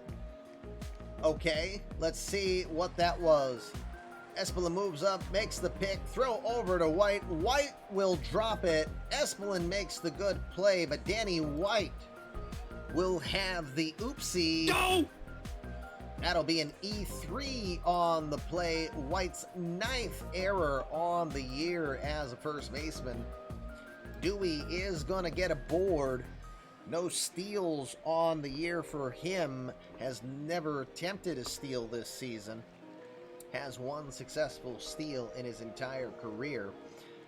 He's aboard with 1 out. Tommy Fernandez from Mexico will be your batter. The 22-year-old is hitting .156 with a home run and an RBI.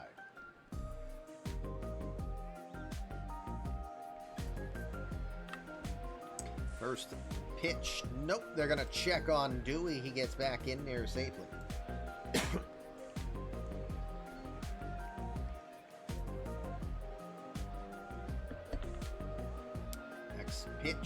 Knuckleball, big swing and a miss as he was completely fooled by it. No balls, 1 strike.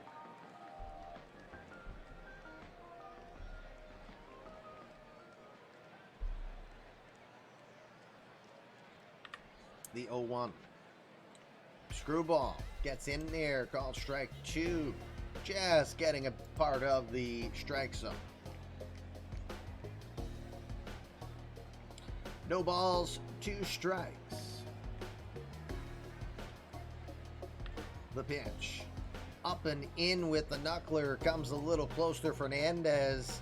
He gets out of the way. 1 ball, 2 strikes.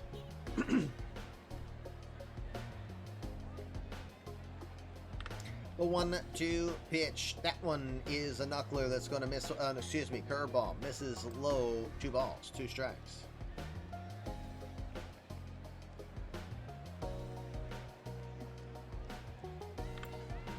Two pitch, hits it over to short. That's going to get by Espelin for a base hit.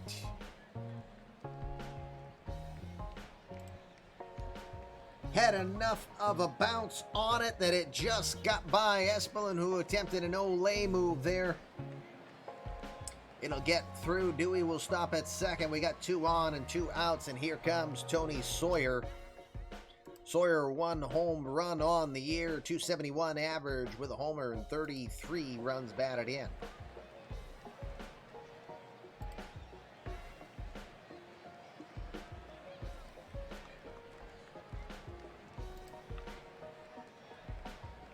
First pitch is going to miss outside, ball 1. Sawyer, another 1.0 name. Second round draft pick back in 2022 out of Georgia. University of Georgia, that is, Bulldogs. The 1-0. Knuckleball catches the outside corner. Or does it? What? Sawyer not liking the call there. 1 ball, 1 strike.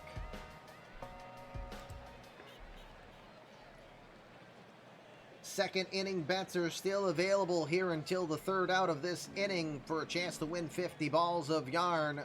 Write in chat which team you think's going to win if you have not done so yet. The 1-1. Knuckleball misses high. 2 balls, 1 strike.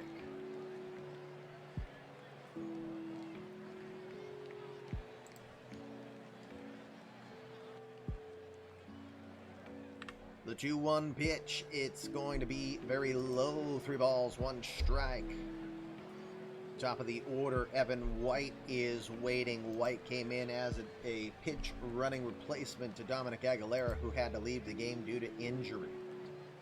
Hey, stats, good timing there. The 3-1 pitch.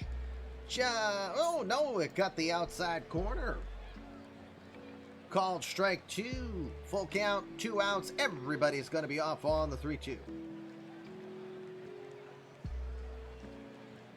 The full count pitch. Runners go. Swung on into left center field. Danny Smith Jr. ranging well over. He will get there in time and make it look very routine to retire the side. Cards will leave 2. No score here through 2. We'll go to the 3rd. Your last chance to bet in today's game is now before the 3rd out of the 3rd inning. Get those bets in. Top of the 3rd we go. 2, 3, 4 batters coming up. It's the Dannies, the 3 Dannies, Daniel Cabrera, Danny Smith Jr., Danny White, all due up. We'll start with Cabrera. He's 0 for 1. Full count pitch from Burns to left field. Evan White ranges over, makes the play for the first out. Danny Smith Jr. will be the batter now. Smith drew the walk in his first appearance. Hey, Jay Clark. 3rd inning bet for you, sir. Statsmongers was a 2nd. Aiden, don't forget when you send me the DM, just in parentheses on the inning that they were betting. The 3-2 pitch with the shift. Grounded over to first. Well played by Rizzo. He'll race to the bag and get Smith Jr. himself for the 2nd out. 2 outs now. Danny White will be your batter. White is 0 for 1 today. The 0-2 pitch. Rolled over to second. Henderson has it. Throws to first. That's a pretty efficient 1-2-3 inning for Tanner Burns here in the top of the third. Go to the bottom of the third here on the game of the day. No score between the Cubs and the Cards.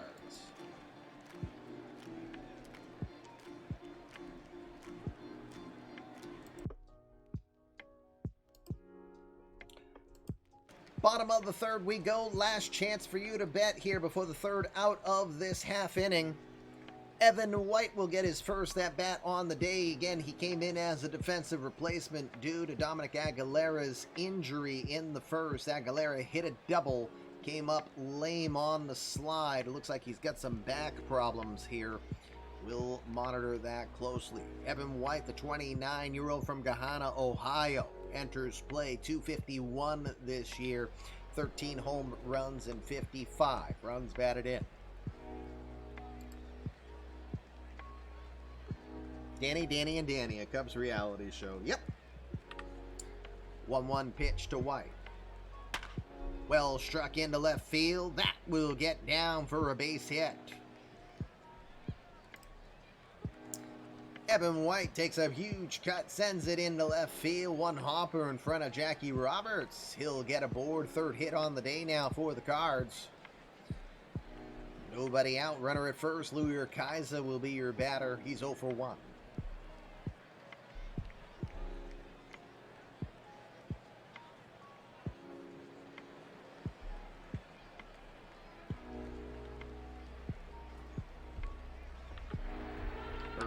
Pitch swings and wraps that one foul. 0-1. Quick dragon check, excuse me.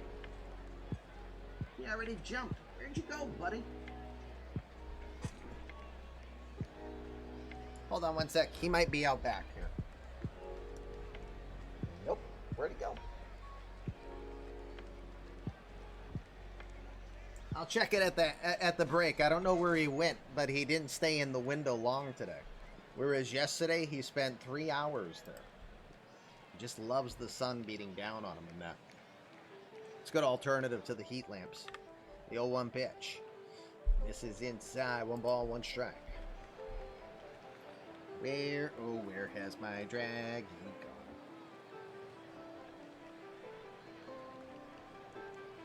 Just looking for a tail.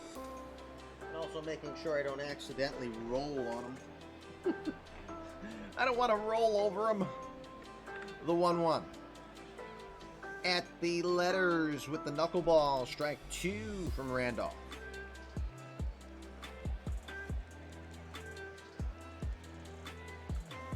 I have had my beardy, so it's my wife's. I got to tell this quick story. It was a birthday present for my wife last year. She's an April baby, so a little over a year now. We figure he is about 14 months old, maybe 15 months old.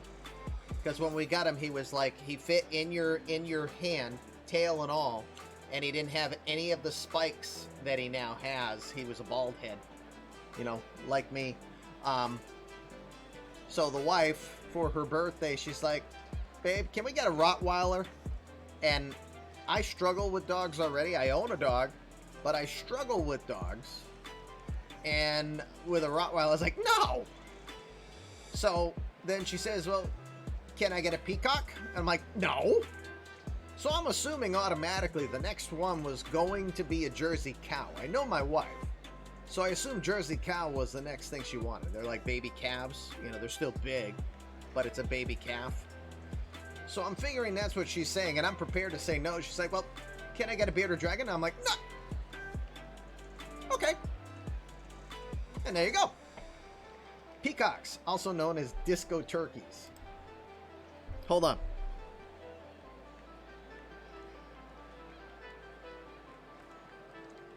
Hey, babe. Did you know that a peacock is also known as a disco turkey?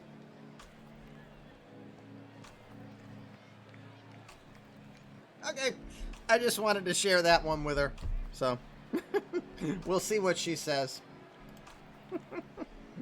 She's probably going to say that she wants one now, so we'll see.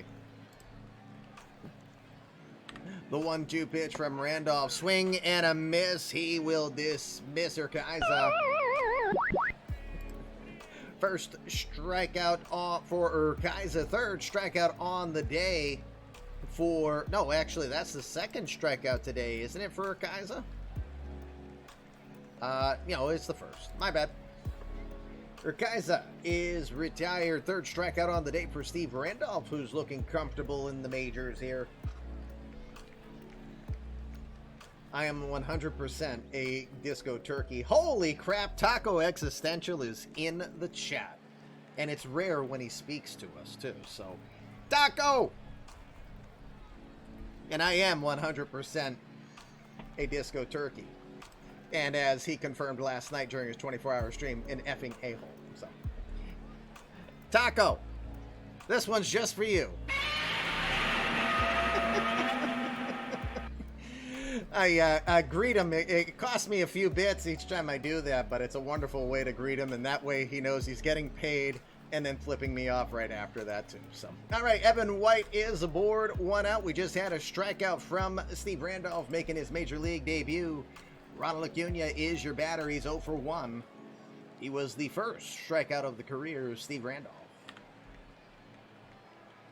First pitch gets the outside corner. Strike 1. Yeah, he was on... Taco, did you say you had 1,800 people in a raid? Like at 1:30 or 2 o'clock in the morning, your time?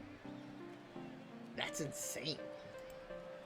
And I did like meeting a new Bostonian in Whiskey Monster yesterday. She seems like she's she'll be a nice addition to your Vibe Squad. I don't know what you're calling yourselves right now, so I guess I need to start getting more ingrained again. Springtime, all the activities, my back. The 0-1. Strike looking, another knuckler there. The knuckleball is really doing wonders here for Randolph. No balls, 2 strikes. Those hydrangeas, though, look really pretty this morning that I put in. The wife has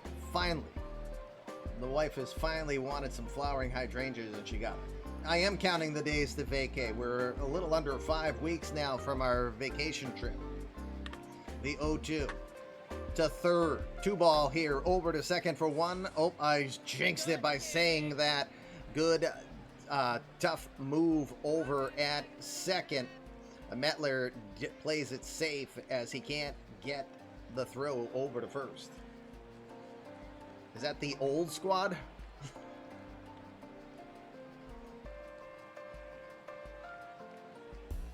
I should open some additional time watching stream, shouldn't I? 2 outs now, bottom of the third. Cleanup hitter Gunnar Henderson comes in. Henderson went down by strikeout.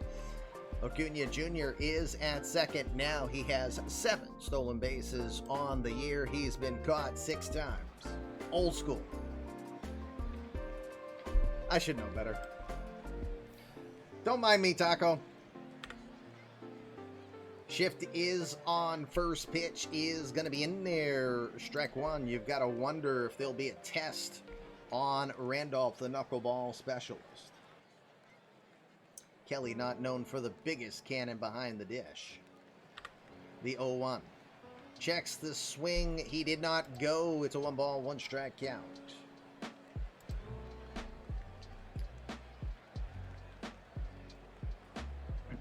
Friendly reminder, it's the second out, third inning. Before this inning is done, you can still put a bet in on who you think's going to win and how many runs is the winning team going to score. Time is almost out. 1-1. That one's going to bounce and get by. Circle change is the one that does the cause of the wild pitch. You'd think the knuckler. That one got by Kelly. Acuna will get over to second safely now with a 2-1 count to Henderson. 2-1 pitch. Swings and pops that one up. Kelly will give it a look, goes back on the dirt, but he'll see it makes the stands. It's a 2-ball, 2-strike count.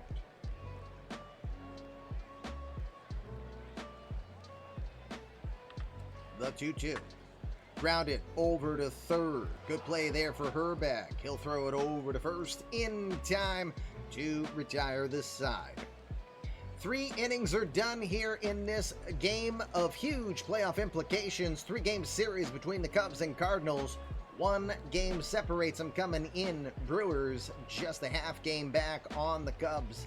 That's going to make it interesting. 3 innings are done. No more bets. Time to go to the 4th. We'll do 1 more inning before we take a short break. And also hope that I can find my Beardy. Where is he? Percy. Where'd you go? He's not on the dog bed. Hold on a sec. I'm curious if he snuck right here. Nope. Nope. I also wondered if he might be hiding underneath the PlayStation. The table has enough room for him to slide in there and squat. So we joke with people that we have a PS6. It's the new model. It lays sideways with spikes. It's the Percy Splat 6. He's right next to the PlayStation, so it just made sense. Anyway, top of the 4th, Ken Herbeck Jr. will lead us off here for Tanner Burns. Burns getting ready for pitch number 60 plus, that is, because it's a 2-2 count here to lead off the 4th. Rolled hard to second. Henderson gets a glove on it on the diving stop, but it gets just past him. He's going to play it safe. Herbeck's going to get in with the base hit. Good diving attempt from Henderson, but it will scoot by. No one out, 1 on. Didi Gregorius will be your batter. He is 0 for 1. He was in a bases loaded situation. I know Taco had a hell of a vacation trip. 2 weeks, if I remember right? First pitch lifted into right field, coming in, making the play, Tommy Fernandez for the first out.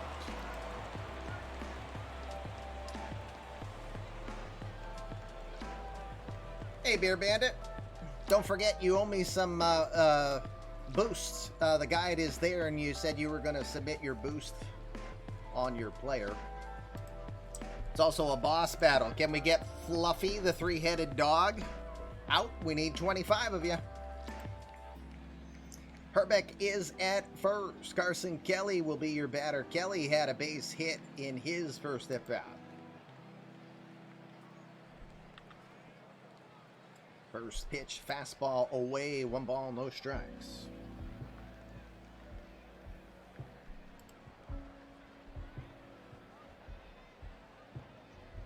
Oh, hold on.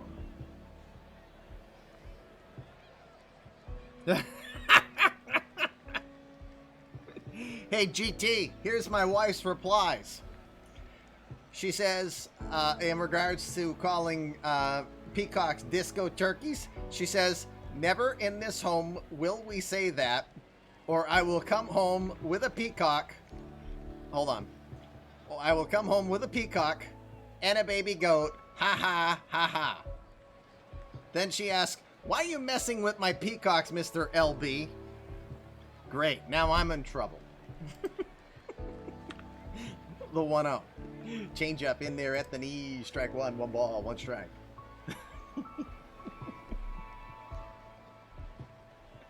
Four-letter words time. Yep, indeed. What's your language, bud? We're on the air.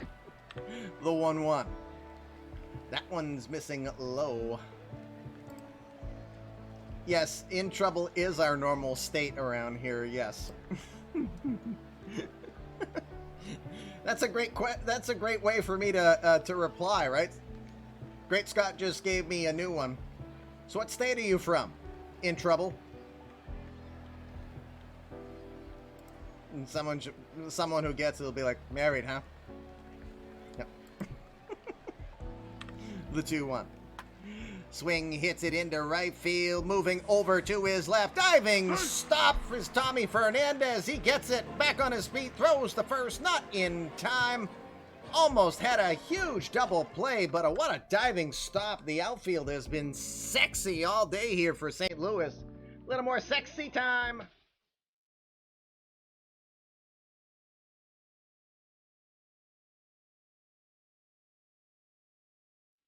Another eMLB sexy play of the day. This time, Tommy Fernandez. He almost tried to double up Ken Herbeck.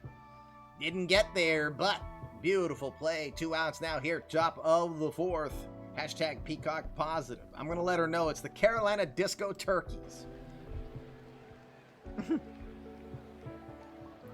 It's a baseball team in Carolina.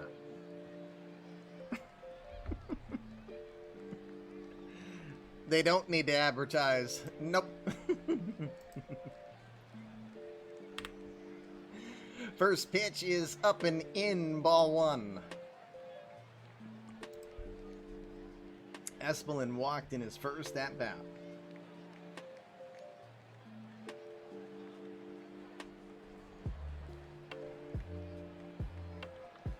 The 1-0. In there, strike 1. Herbeck may have been teasing about a stolen base attempt there or not. He gets back, though, over to first. 9 steals on the year, caught just once for Herbeck entering this one. The 1-1. That one misses low. 2 balls, 1 strike. I'm looking to see if I'm further in trouble or not. But now she's threatening baby goats on me, so, you know, it's really getting in danger when that happens.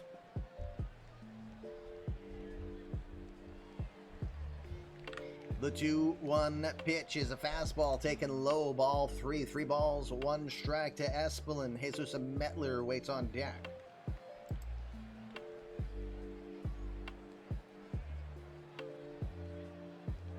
She says, I don't even have words for that. Okay. The 3-1. Into center field. Coming on in, Urquiza has it sized up. He will squeeze it and retire this side. Runner left aboard for the Cubs in the top of the 4th. Let's go to the bottom of the 4th. Seeing some offense, but not generating any runs. A lot of goose eggs. It's 0-0. Come on, Cody K. Beat the Phillies. Bottom 4th we go. Last half inning before I take a short break and find my baby Draggy, because I don't know where Perseus is right now. But the good news is he's not right behind me. You know what? He's probably right here underneath my desk. That's probably where he is. Jordan Westberg, Anthony Rizzo. I keep wanting to call him Tony. It's his nickname. But Jason Dewey are the 3 batters due up here, bottom of the 4th for the Cardinals. Westberg 0 for 1 today. 3-2 pitch. Swing and a miss. Screwball screws in big time, and it got him good. Go! My button didn't want to work. 4th strikeout on the day now for Steve Randolph. 1 out now. Anthony Rizzo will be the batter. Rizzo 0 for 1. The 0-1 pitch. Rolls that one over to second. Easy play for Jesus Metler. Over to first. Quick 2 outs. 2 outs. Now Jason Dewey will step to the plate. Dewey is 0 for 1 today. The 2-1 pitch. To left field, this one has some carry, going back, leaping is Roberts, but that one is gone.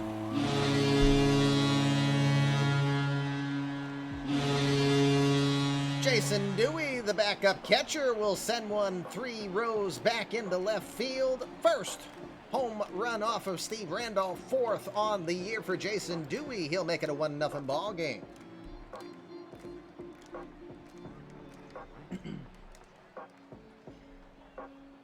It's finally a score. Dewey's fourth on the year will make it a 1-0 lead for the Cardinals. Tommy Fernandez will be your batter. He had a base hit to right in his first at bat. 3-1 pitch to him. Too far inside with the knuckler, ball 4. First walk of the career of Steve Randolph issued. Runner at first is Fernandez. No stolen bases this year for Tommy.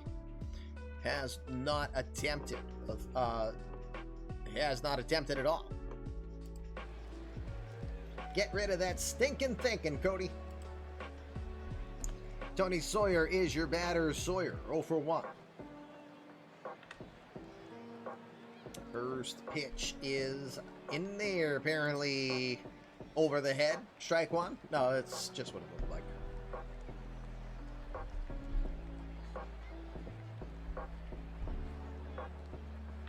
The 0-1. Inside with the knuckler. 1 ball, 1 strike. The 1-1 delivery. Swings, hits that towards right center field. Danny Smith sizes it up. He will make the catch, and that will retire the side. Jason Dewey has broken the tie with his 4th home run on the year. 4 innings are done here at St. Louis. We'll take a short break. When we come back, we'll check the out-of-town scoreboard. Then we'll return here to action at Busch Stadium for this playoff implication series. It's the Fluffy Kitty Ninja Show, Coffee with the Commish. Time for a Commish Coffee Reload. Be right back.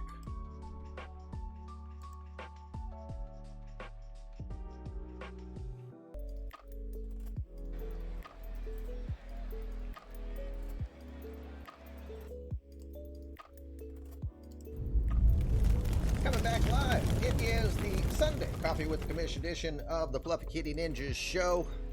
Commish LB coming back with you. Before we get back to the action, let's look at the out-of-town scoreboard and see what's going on in this mid-September playoff race that we have going on. Let's start with action at Yankees Stadium. Yankees taking on the Dodgers 3-2 as they head to the 9th inning. Al Hinton has hit his 2nd home run of the season. Rod Metzler his 19th. It is bottom of the 7th at Nationals Park. Mets Nationals coming into this one. 3 games back on the Phillies. Nationals with the lead currently 12-8, bottom of the 7th. Scooter Gennett has hit 2 home runs on the day, 11 on the season for him, as he has helped the Nats take the 12-8 lead. At Comerica Park, Detroit is leading Minnesota 5-1. First career home run for Chuck Norris. Question is, did he roundhouse kick that one into center field or wherever it went? Who knows? But Detroit leads that one 5-1. Cardinal fan 30,000s. Norris getting his first career home run. Phillies leading the Pirates 4-1. Bottom of the 7th, Jake Lamb just hitting a 3-run homer to get the 3-run lead here 4-1. It is Fenway Park heading to the 8th. Orioles in charge 7-1. Ray Ornelas, Ryan McKenna, and Alex Verdugo have gone deep in that one. Bottom of the 7th, Milwaukee leads 9-2 against Cincinnati. Darius McKenzie's hit 2 home runs on the day, 31 on the season for him. Cal Raleigh included his 16th thus far. Bottom of the 7th at Kauffman Stadium, it's 5-0 Kansas City over Oakland as they lead with 1 out. Bottom runner at 3rd, bottom of the 7th in that one. Top of the 8th, Miami leading Atlanta 3-2. Aaron Judge has hit his 29th home run on the year. Grayson Janista and Jose Ramirez have homered for the Braves, both solo shots. Top of the 5th, Houston leading Texas 2-0. Houston with an outside shot of making the postseason, but they're looking to be spoilers at the least. Texas was tied with Los Angeles coming into today's games. At Arizona, Diamondbacks lead 4-1 over the Rockies. Grant Levine has hit his 28th home run on the year. It is a solo shot to get the Rockies on the board. It's top of the 4th in that one. Guaranteed Rate Field, White Sox lead 3-1 over the Indians. Adley Rutschman hit his 60th home run on the year.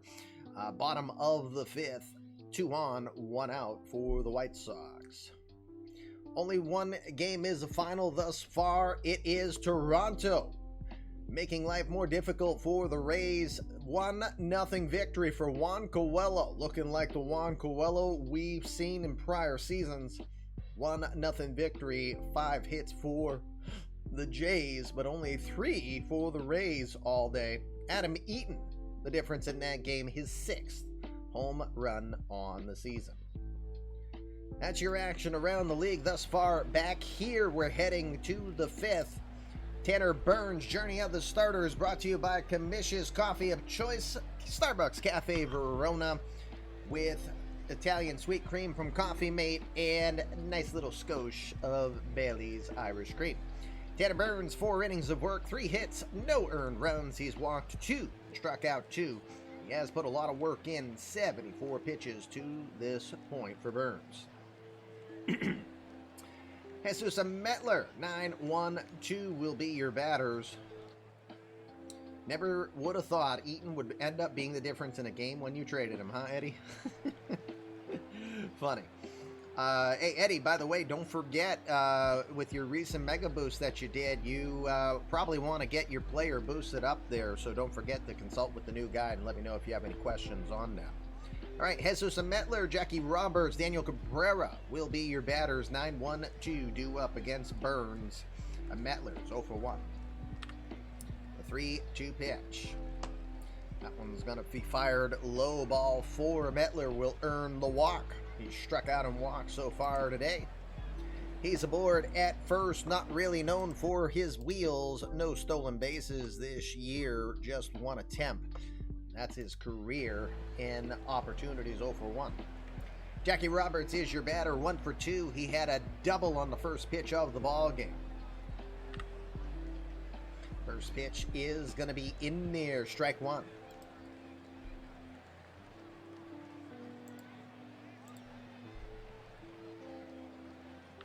Oh, 1 pitch from Burns, tries to go with the curveball away. That will just miss. 1 ball, 1 strike.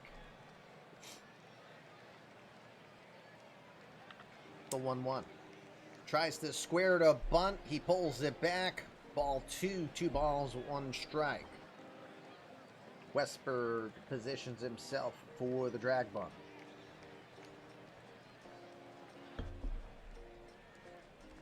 The 2-1.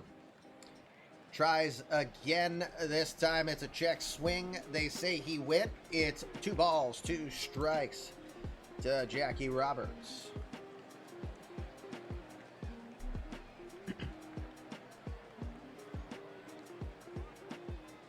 The 2-2. Misses low, ball 3. 3 balls, 2 strikes. Another full count pitch coming for Tanner Burns here. 85 pitches through 4+ innings of work. The pitch up and in. It's ball 4. Back-to-back walks issue by Tanner Burns. Wrong time to be doing this. Here come the Dannies. We'll start with Daniel Cabrera. Cabrera 0 for 2 today. First pitch. Ooh, that's a bunt apparently. Weird animation. But it ends up being a sac bunt attempt. We didn't see him move it. It looked more like he was going to get beamed on it. Okay. It ends up being a sac bunt. They'll go to first, play it safely. Metler gets the third. Roberts gets the second. Danny Smith Jr. 0 for 1 today. He did walk prior. The wrecking ball with 1 out, 2 on, trying to do some damage here. They're going to go after him. First pitch is a fastball on the inner half, strike 1. You wonder if they would have gone with the 4-pitch walk, but they did not do so. Danny White's just as dangerous behind him. The 0-1. Grounded to first. They're going to play it over to first. Tough hop comes hard on Rizzle, shoves it to Burns covering first, and Danny Smith Jr. is going to reach with an infield single. It's an RBI. I hate the animation because it just throws everything off. Metler scores. RBI single for Danny Smith Jr., his 31st on the year. 1-1 ball game. The last of the Dannies, Danny White. Danny White 0 for 2 today.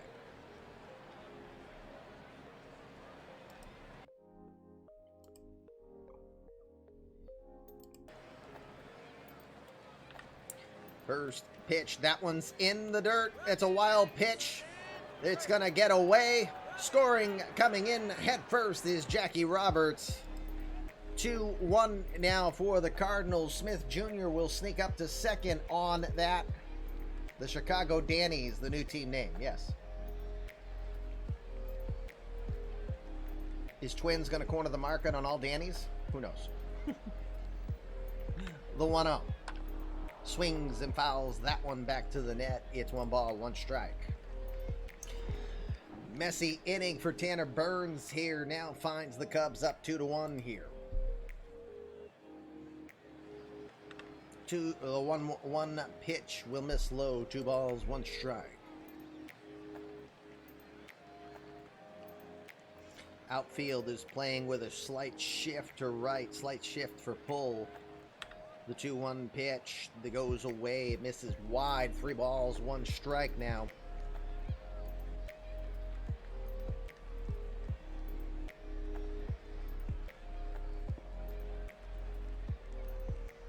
The 3-1 rolls to short, deep in the hole. Tony Sawyer, hard throw to first in time. That'll be the second out. Burns is walking around shrugging his arm. The trainer will come to examine him, and they're going to have to take him out of the game through 4 2/3. Second injury on the day to the Cardinals. This has been a painful one to them. More reasons for Anjou to not be happy.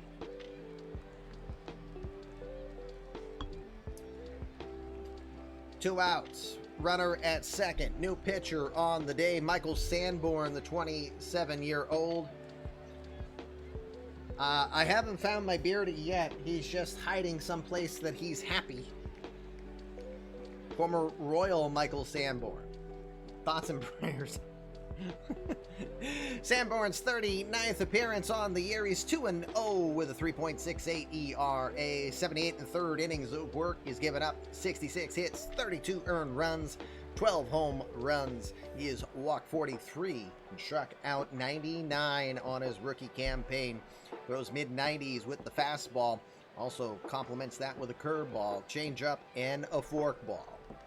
The Tampa Floridian, drafted 17th round by the Colorado Rockies out of Vanderbilt in 2020. It's a Rule 5 draft pick, actually, from the Kansas City Royals. There's Cardinal.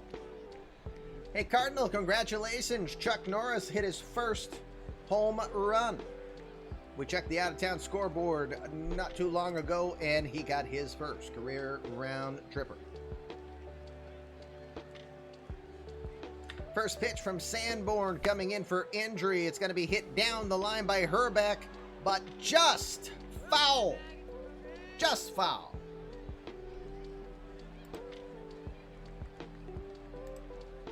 That was the first pitch Herbeck saw from Sanborn. Herbeck is 1 for 1 today. He had a walk.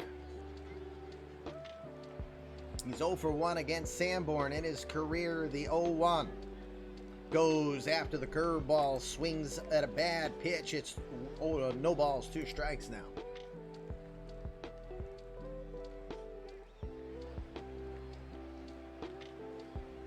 The 0-2 pitch.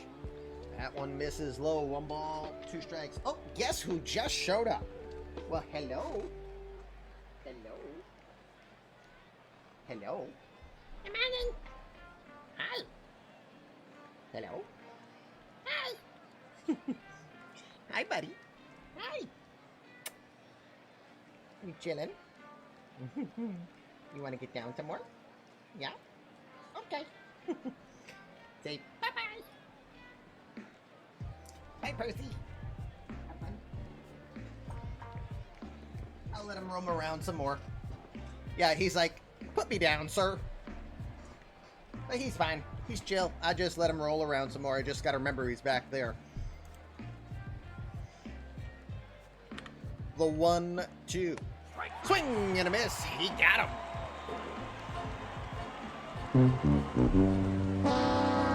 Big strikeout for Michael Sanborn. He hits the century mark in strikeouts for his rookie year. Nice work for him. Side is retired. This game is halfway done. Bottom of the 5th we go. It's 2-1 Cubbies. Such a lovely couple. Now he's just looking at me. He's kind of like, why'd you put me down? Or more that he's not used to it. Normally if we pick him up, we're bringing him back to his cave. I should see if he wants to go back in the window. He's just exploring right now. Hello?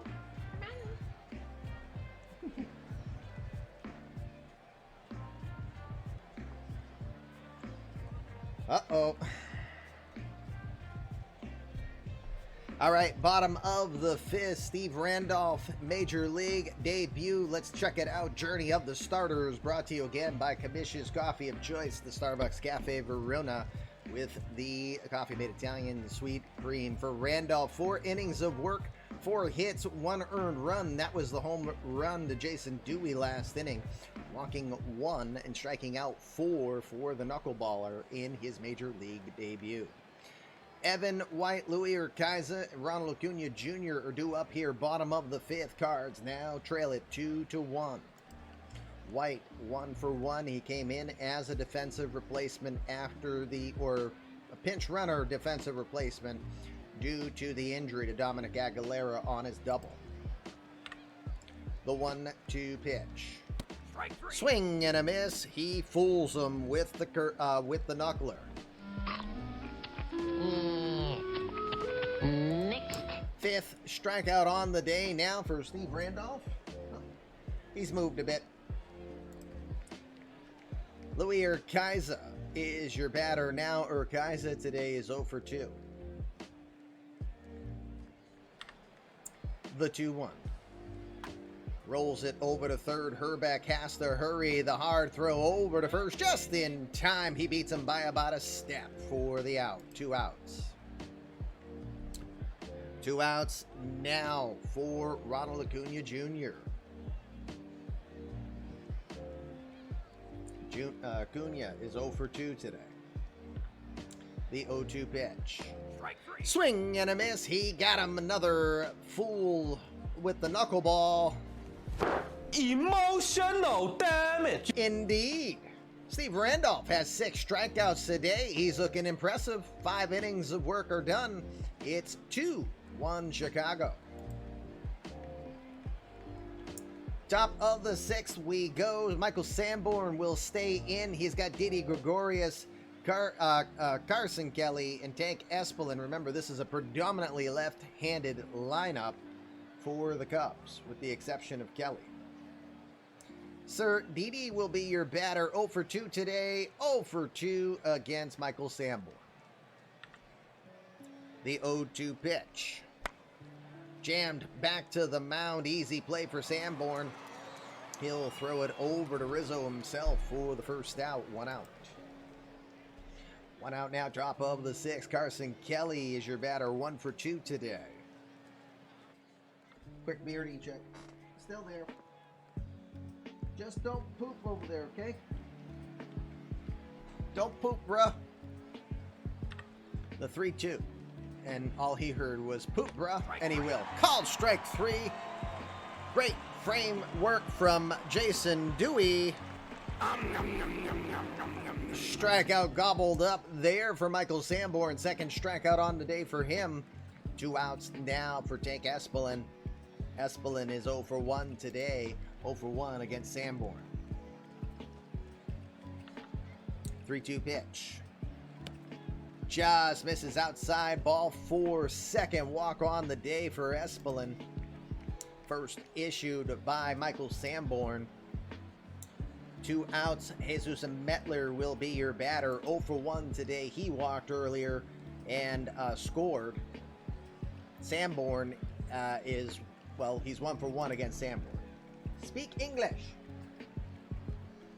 Use the words that you want to come out of your mouth.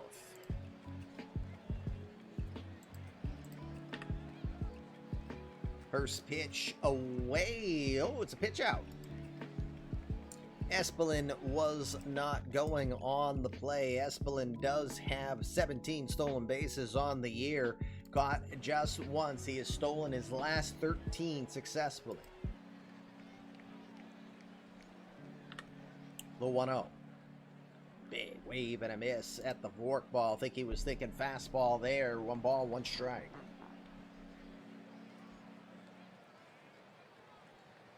The 1-1 from Sanborn. In the dirt, 2 balls, 1 strike.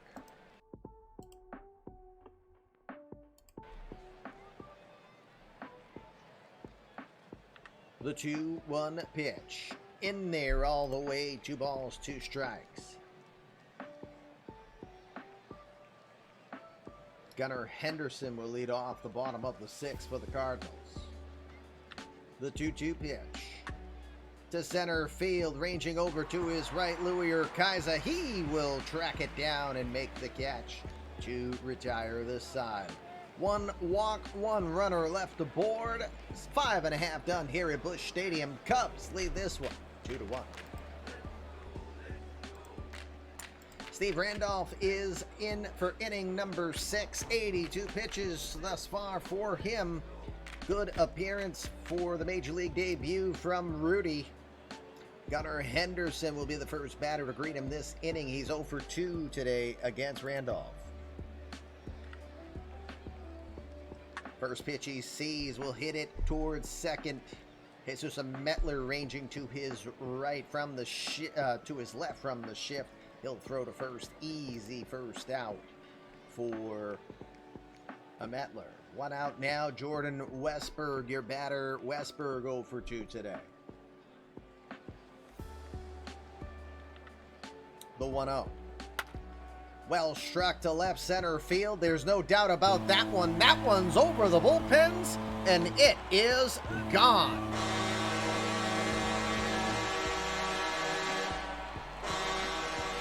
Another solo shot for the Cardinals. This time, Jordan Westburg will hit his 13th home run on the year. 24 RBI now for him. It's tied again, 2-2.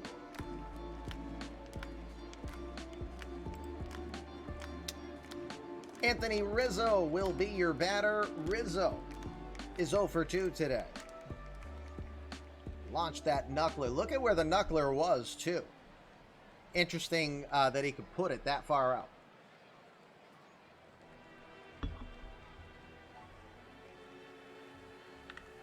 The 1-0 pitch. To right field. Moving in, making the play on the line is Daniel Cabrera. Makes the catch for the second out. 2 outs now. Jason Dewey is the batter. Dewey had his 4th home run of the season into left field back in the 4th. He is 1 for 2 today.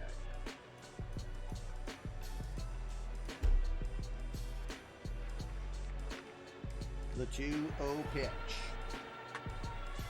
To right field.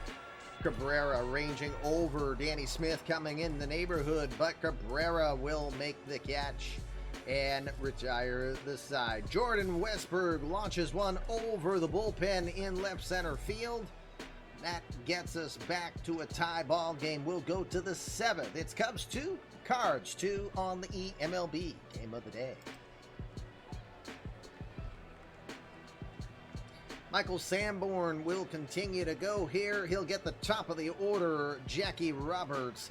Then into the heart of the Dannies, as Daniel Cabrera and Danny Smith Jr. will also come up. Jackie Roberts 1 for 2 today. He had a double to start off our ball game.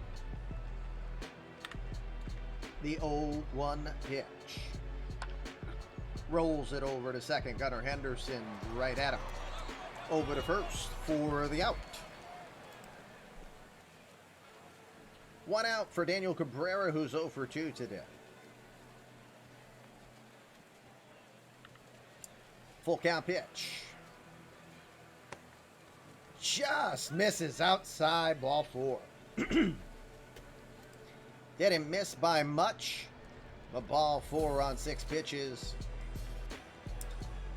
Cabrera at first, 5 steals on the year. Been caught 3 times. Nope, you may not. You have to win them. If you'd get here in the first 3 innings, you could bet.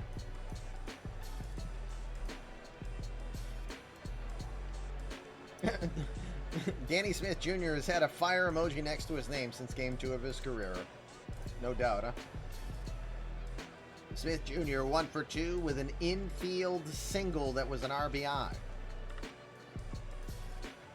First pitch he'll watch on the outside corner, strike 1. That was an off-speed pitch he starts with. Percy's gone. Oh, nope, there he is. I see him.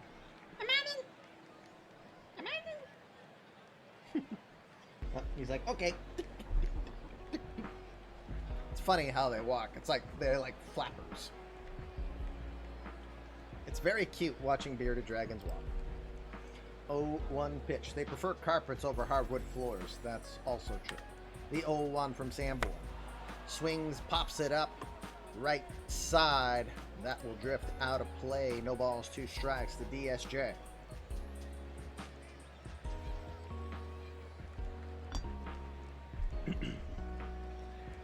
Don't forget, next broadcast is going to be Tuesday night. Tuesday Night Baseball back here on the Fluffy Kitty Ninjas show. 7 o'clock start. Although we always can flex to as late as 8 o'clock if it suits our combatants. The 0-2 from Sanborn. Checks the swing. Appeal? No! Making sure Perseus is not behind me. I would feel terribly sad if I ran over my beard. 1 ball, 2 strikes. The pitch. Uh-oh, that got him, and that one hurt. The fastball comes in, catches Danny Smith. We'll have runners at first and second now with 1 out. New pitcher going to be coming in. They're going to stay with the lefties in this heavily lefty lineup. It's going to be Thomas Zubuki coming in. Zubuki, his 42nd appearance on the year. 4-2 with a 1.96 ERA. 59 2/3 innings of work. He's given up 44 hits, 13 earned runs, 4 home runs, walking 22. Striking out 69 this season. Zubuki, 4-year veteran in the majors, throws the fastball mid-90s, as well as a curveball and a changeup. He might have stared at the mound a bit. Zubuki, a former 5th-round draft pick by the New York Mets out of William T. Dwyer High School back in 2015. He was traded in 2020 for Elihuris Montero to the Cards. Where you going now? He's just patrolling everywhere. First pitch 2. I just noticed we had a pinch hitter. Pinch hitter in place for Danny White, and it's Giancarlo Stanton. Giancarlo Stanton enters the game 1-0 count, 196 average, 21 home runs, 42 runs batted in, and 590 career home runs. He is 10th all-time in the major leagues. This season alone, he has passed Rafael Palmeiro, Harmon Killebrew, Mark McGuire, and most recently, Frank Robinson. Next person on his list to pass would be Sammy Sosa, 609 home runs.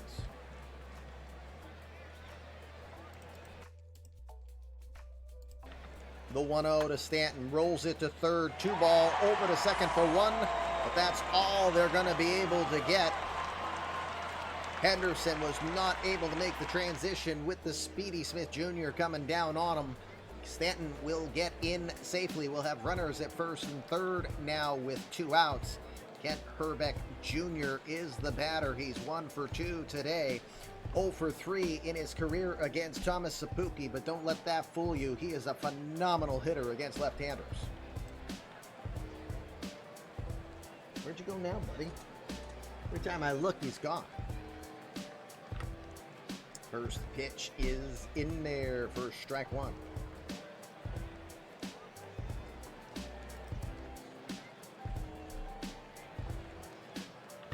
The 0-1 swung on, hit into left field. Evan White ranging over, plenty of room. He'll make the catch, and that will retire the side. What was that blasphemy that we just heard? We don't do that stinking stuff around here, right, Tim? I was born to love you. I was born to lick your face. Not after you hold the dragon. I was born to rob you, but you were born to rub me first. 7th inning stretch. Fluffy Kitty Ninja Show. Coffee with the Commish edition. It's a pretty good ball game we are checking in on, as it is playoff implication baseball in the National League Central. Cubs, Cards, 2-2. Let's go to the bottom of the 7th, shall we? Steve Randolph is staying in. He's got the bottom of the order, Tommy Fernandez, Tony Sawyer. Then top of the order we go, Evan White, due up here in the 7th. The 0-2 pitch. Softly lined into center field. That one's going to drop in front of Smith Jr. for the base hit.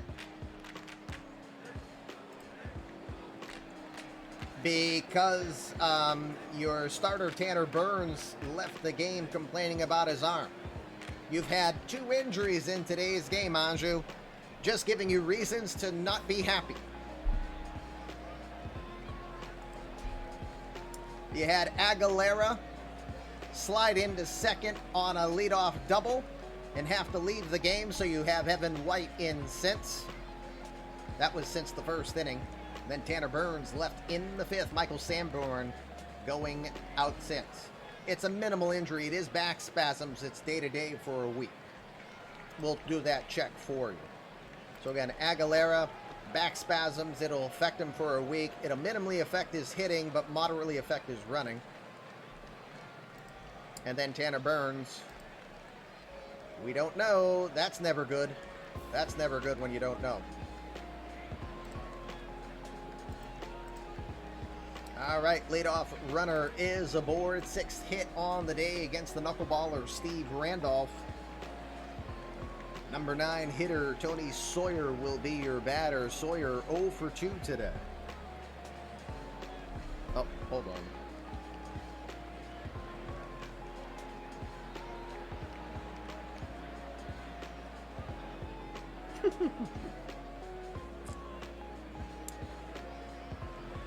Oh boy.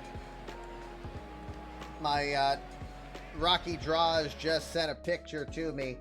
The cats are plotting. They're right in line with each other. They are plotting.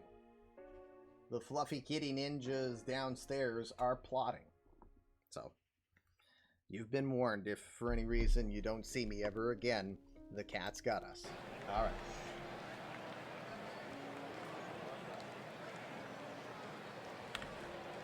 First pitch is going to miss low with the knuckler, ball 1. They are planning on taking over the world. And if you ask if you can get anything for them, they'll say sushi and a quart of cream. Close the door. Low 1-0. That'll miss low, 2 balls, no strikes.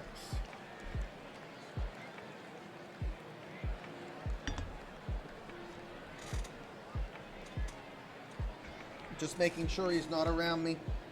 I don't want to accidentally forget. Staying very Beardy Dragon conscious since he is on the prowl right now. 2-0 from Randolph. Swing into left field. This one's going back, but moving in place as Jackie Roberts makes the catch. Heading back to first, Tommy Fernandez. Well, they do want to replace all the humans with cats. Meow meow. One out now. Evan White is your batter. White today is 1 for 2.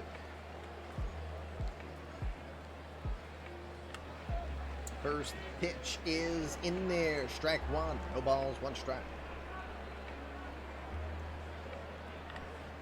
0-1 will miss outside as he tried to stay away again on him. 1 ball, 1 strike.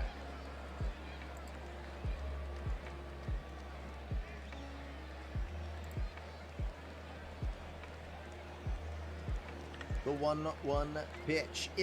That one's in there on the outside corner. 1 ball, 2 strikes.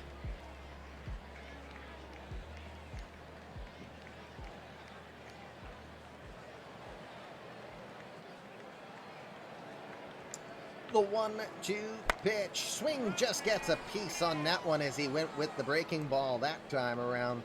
Tried to change it up with the curveball. Cat, you're a kitty cat.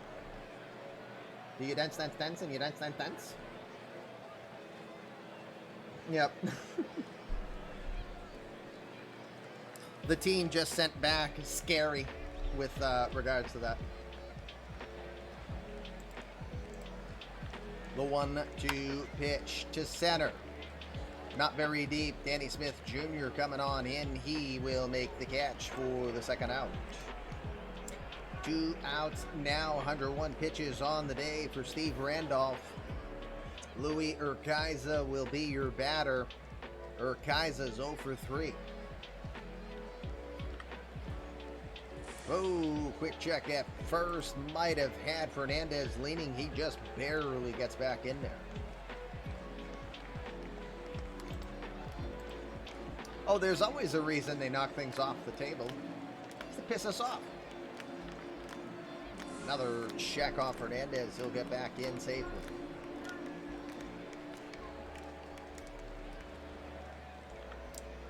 Here's the first pitch. That one will miss high, ball 1.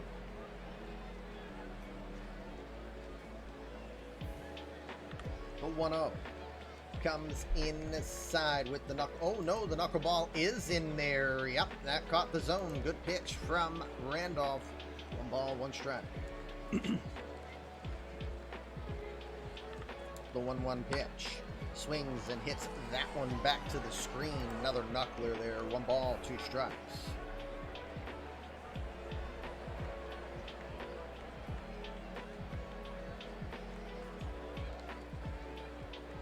The 1-2 to Urquiza. Hit the center field. That one's going to drop in for a base hit. Little floater out to second. Didn't get great wood on the knuckler. Doesn't matter, though. It'll drop in. Urquiza gets his first hit on the day. 7 hits now for the Cards. Fernandez gets the second. Urquiza now at first. Ronald Acuna Jr., who's been a great hitter since coming to St. Louis, is 0 for 3 today.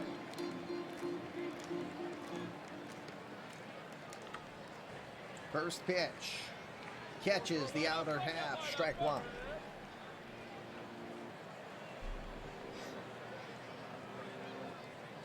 The 0-1. Big swing and a miss at the circle change. He's quickly behind. No balls, 2 strikes.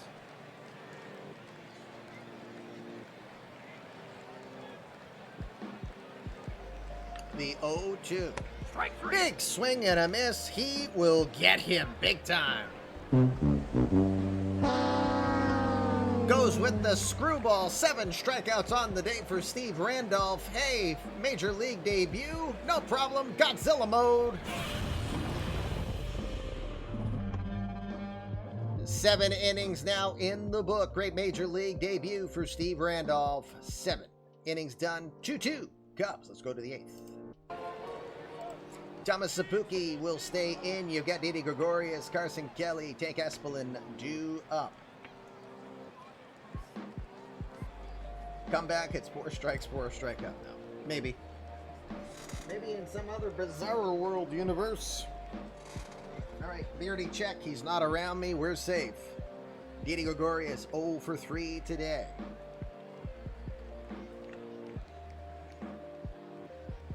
First pitch he sees, it's hit in the right field, going back, looking up, making the catch. Tommy Fernandez about 3 feet in front of the warning track. Wind is blowing in from right.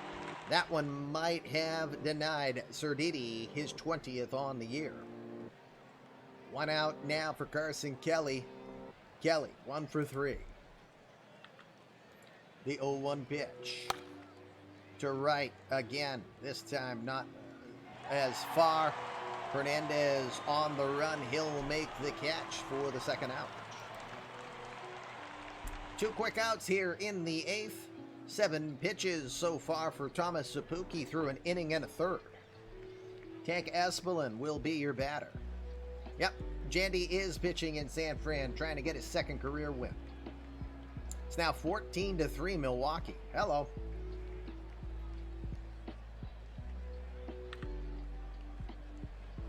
First pitch grounded to short. Good range from Tony Sawyer.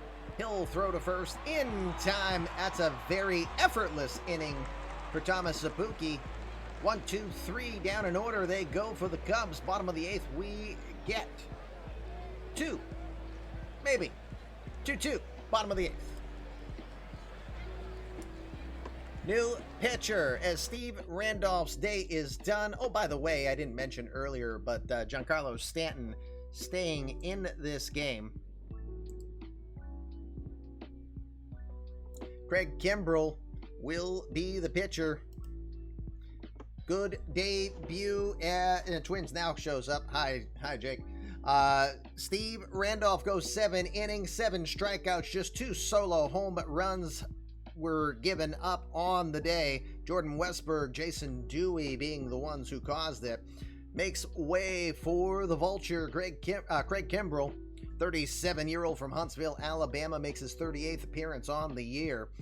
He is 2-4 with a 4.14 ERA. 7 saves to his credit on the year. 45 2/3 innings of work. He's given up 39 hits. 39 hits, 21 earned runs, 5 homers. Was looking on the wrong side. That's why I was confused. He walked 25 and struck out 59 to this point. He'll throw mid-90s with that fastball with a very sharp knuckle curve. 557 career saves for Kimbrell. That puts him 3rd all-time behind Trevor Hoffman and Mariano Rivera.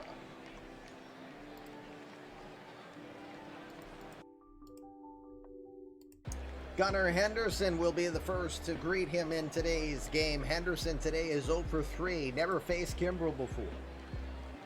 We'll see how they change up against after facing the knuckleballer for 7 innings. 2-2 pitch.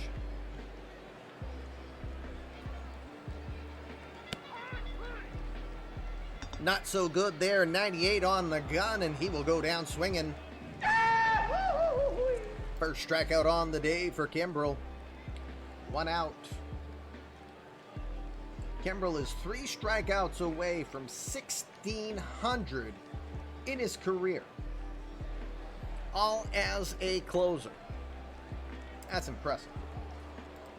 Jordan Westberg will be the batter. Westberg hit a home run back in the 6th inning. It was his 13th on the year. The 1-2. Rolls it over to third. Herbeck has it. He'll throw to first with plenty of time for the second out. 2 outs now. Anthony Rizzo will be the batter. Rizzo today is 0 for 3, and would you believe he's never faced Craig Kimbrell before? Because they were teammates.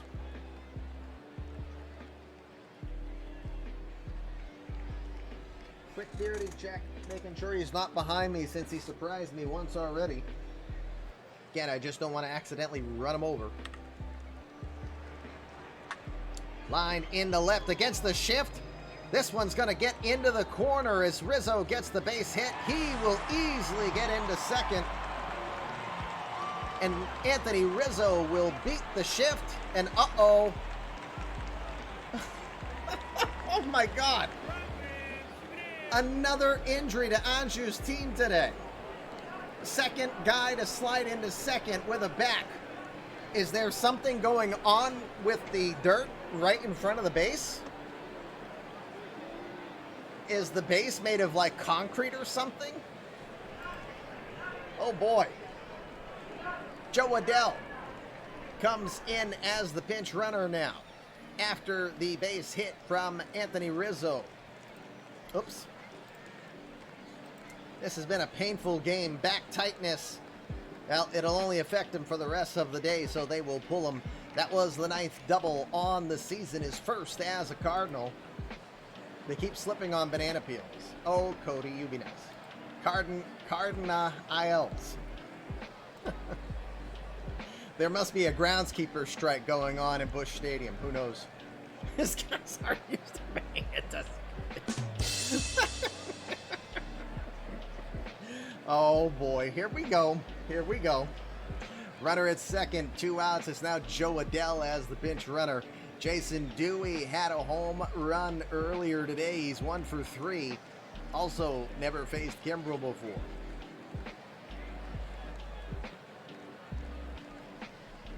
Yep, he's never going to hear the end of that one if he ever sees what JR said.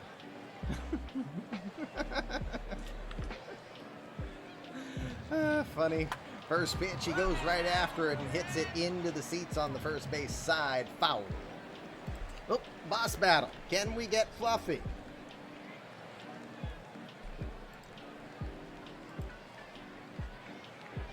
Oh, of course he sees it. The 0-1.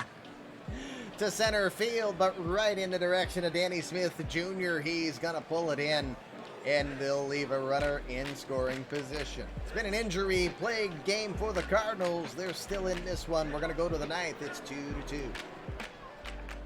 Changes. Louis Urquiza is going to move over to first base. Joe Adell is now in left. Interesting call. Wouldn't I have put Urquiza in left and White at first? But again, all right, hold on a sec. So Jake's here and Anju's here now. Do we let you guys manage the rest of the game? Or do we stay as is? You guys make the call. But you both have to agree to it.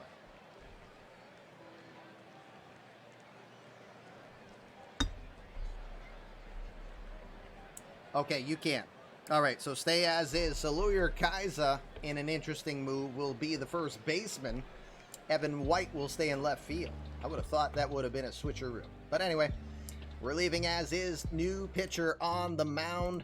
It's Jose Leclerc, the closer for the Cardinals. 52nd appearance on the year. He's 5-4 with a 1.56 ERA. 34 saves to his credit this year. 57 2/3 innings pitched, allowing 35 hits, 10 earned runs, 1 home run. He has walked 13, struck out 68 to this point. He throws upper 90s, touching hundreds occasionally with the fastball. Also throws the splitter, curveball, and the changeup. 195 career saves for the former international free agent who signed with Texas way back in 2010. A Metler will be the first batter to greet him. A Metler today is 0 for 2, 1 for 3 against Leclerc in his career. Beardy, check. Okay, we're good. The 0-1.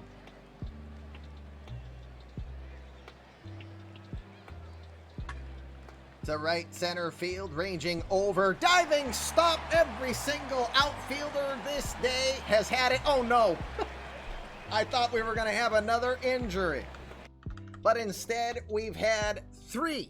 We've had a left field, a right field, and now a center field. Sexy play of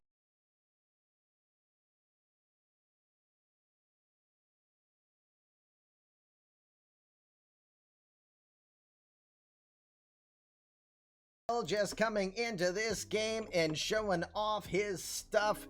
He had a little bit of a shake of the leg. He's going to stay in this one, though.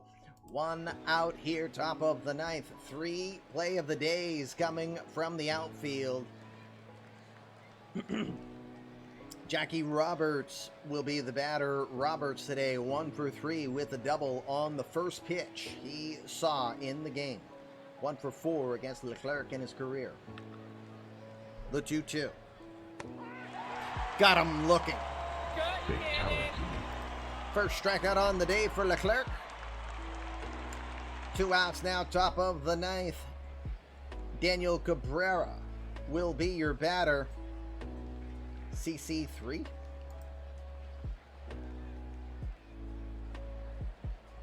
I assume you were trying to joke with a Cubs 3-bet. Daniel Cabrera, your batter, 0 for 2 and 0 for 4 against Leclerc in his career.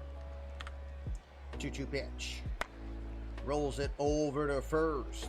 Luria Kaiser has it. He will go to first himself. 1-2-3 inning for the Cardinals. Closer will go to the bottom of the 9th. The Cards are going to try to win this one. It's 2-2. Craig Kimbrell staying on. Interesting call. Got the bottom of the order. Tommy Fernandez, Tony Sawyer, then Evan White due up.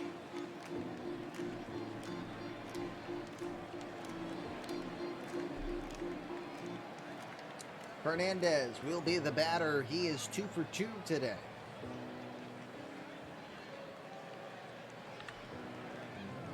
First pitch he sees, going to hit it into right field. This one is going to be a fair ball down the line. Fernandez takes the wide corner, but he plays it safe. Heads back to first, respecting the arm of Cabrera. Tommy Fernandez is 3 for 3 today. No. You said you couldn't, and Jake also said to stay as is, so we go by what OOTP calls. That's why I offered you guys the opportunity, so it stays as is. Tony Sawyer will be the batter. Sawyer 0 for 3 today, but he does have a 1 for 1 record against Kimbrell. First pitch in there, strike 1.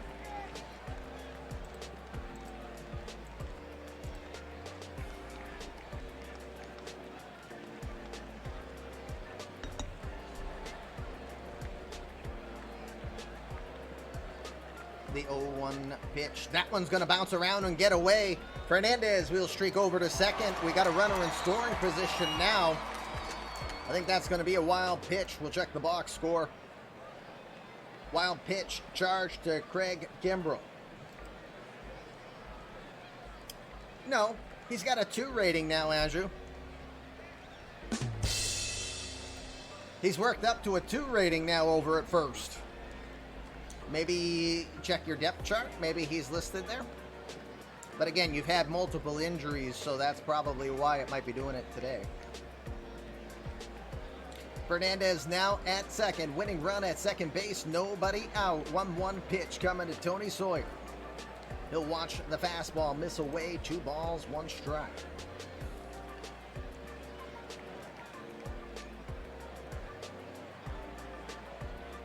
Well, he said it was a 1 rating, and I'm just correcting him. It's a 2 rating. See, look. See? He's got a 2.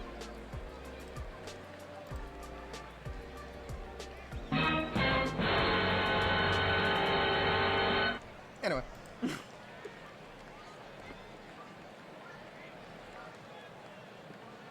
The 2-1 to Sawyer. Misses low, ball 3. 42,000 plus are starting to feel it. The Butler did it. Always. The Butler always did it. Good call, Duke. 3 balls, 1 strike to Sawyer. The pitch inside, ball 4. Urquiza starting 1 baseman, 2026 confirmed. Fernandez is at second. Tony Sawyer is at first. Kimbrell still on the hill. Evan White will be your batter. White is 1 for 3 today. 0 for 2 against Craig Kimbrell in his career. Looking like real-life Craig Kimbrell here. Looking like 37-year-old Craig Kimbrell is what it's more like. First pitch. Swings at it. 2 ball. Over to second for 1. No, they won't be able to get it. Sawyer gets to the base in plane, but then he has an injury. He'll stay in the game, though. My goodness. Bad rolls for the Cardinals today. He'll stay in the game, though. He will break up the double play. White will get to first. We got runners at first and third now. The winning run is at third base now. Louis Urquiza is your batter, 1 for 4. And of course, Cody saying, really love to see it. The first pitch, knuckle curve in there, strike 1. Infield is playing in. The corners are playing in. The middle infield is playing for the double play.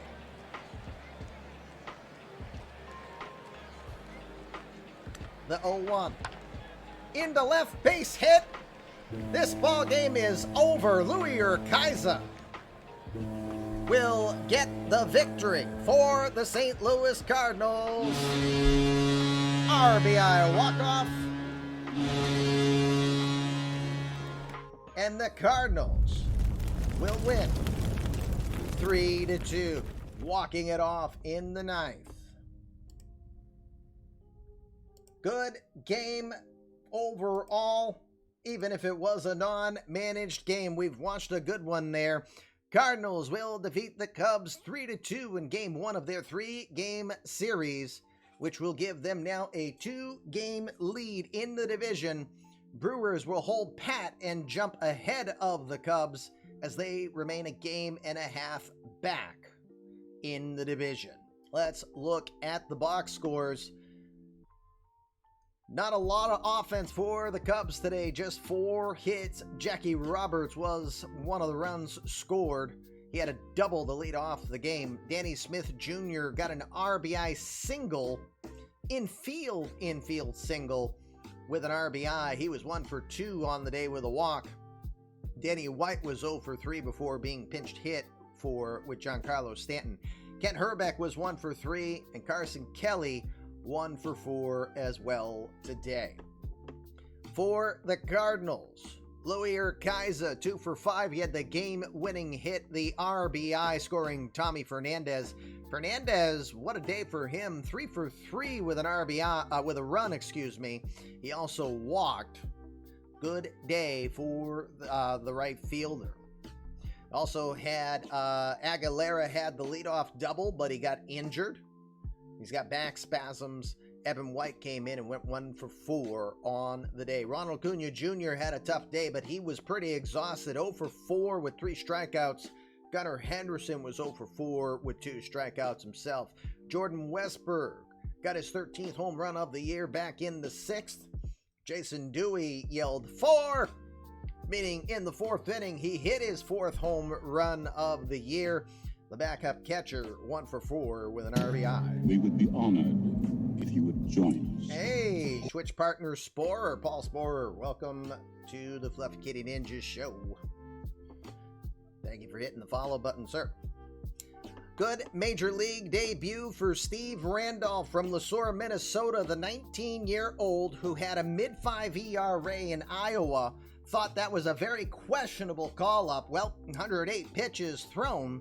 He had this Cardinals hitting roster on their back heels. 7 innings, 7 hits, 2 earned runs. He walked 1, struck out 7. Just the 2 blemishes being the Westberg and Dewey home runs. Craig Kimbrell, inning and a third, 3 hits, 1 earned run. He walked 1 and struck out 1. That 1 earned run is the difference in this game. He will fall the 2-5 on the season. For Tanner Burns, he went 4 2/3, giving up 4 hits, 2 earned runs, walking 4 and striking out 2 before he pulled up lame and complained of arm issues. No word on his status yet. We'll find out later in this sim how he is doing. Give me a sec here as I get us set for a raid.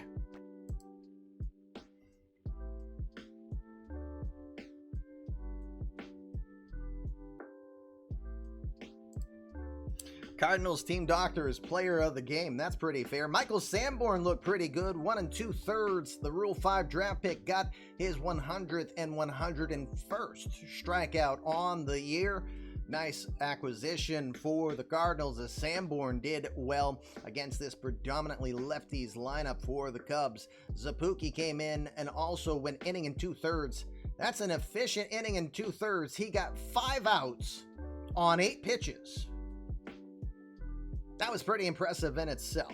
Jose Leclerc goes an inning, striking out. Perfect ball for him. He will be the winner on the day. He will improve to 6-4. So, player of the game, I would say, is Tommy Fernandez. That'd be my choice for going 3 for 3 and getting on base 4 times. Pirate with a boost. As well as the earlier $20 donation. Thank you again for that donation earlier, Pirate. I appreciate that. Quick beardy check. Make sure I don't accidentally run him over on the way out. Urquiza game winner. Let's see. Steve Randolph. Agree or disagree? I mean, he pitched great, but he didn't factor into the decision. I want to say Tommy Fernandez for being on base 4 times with 3 hits.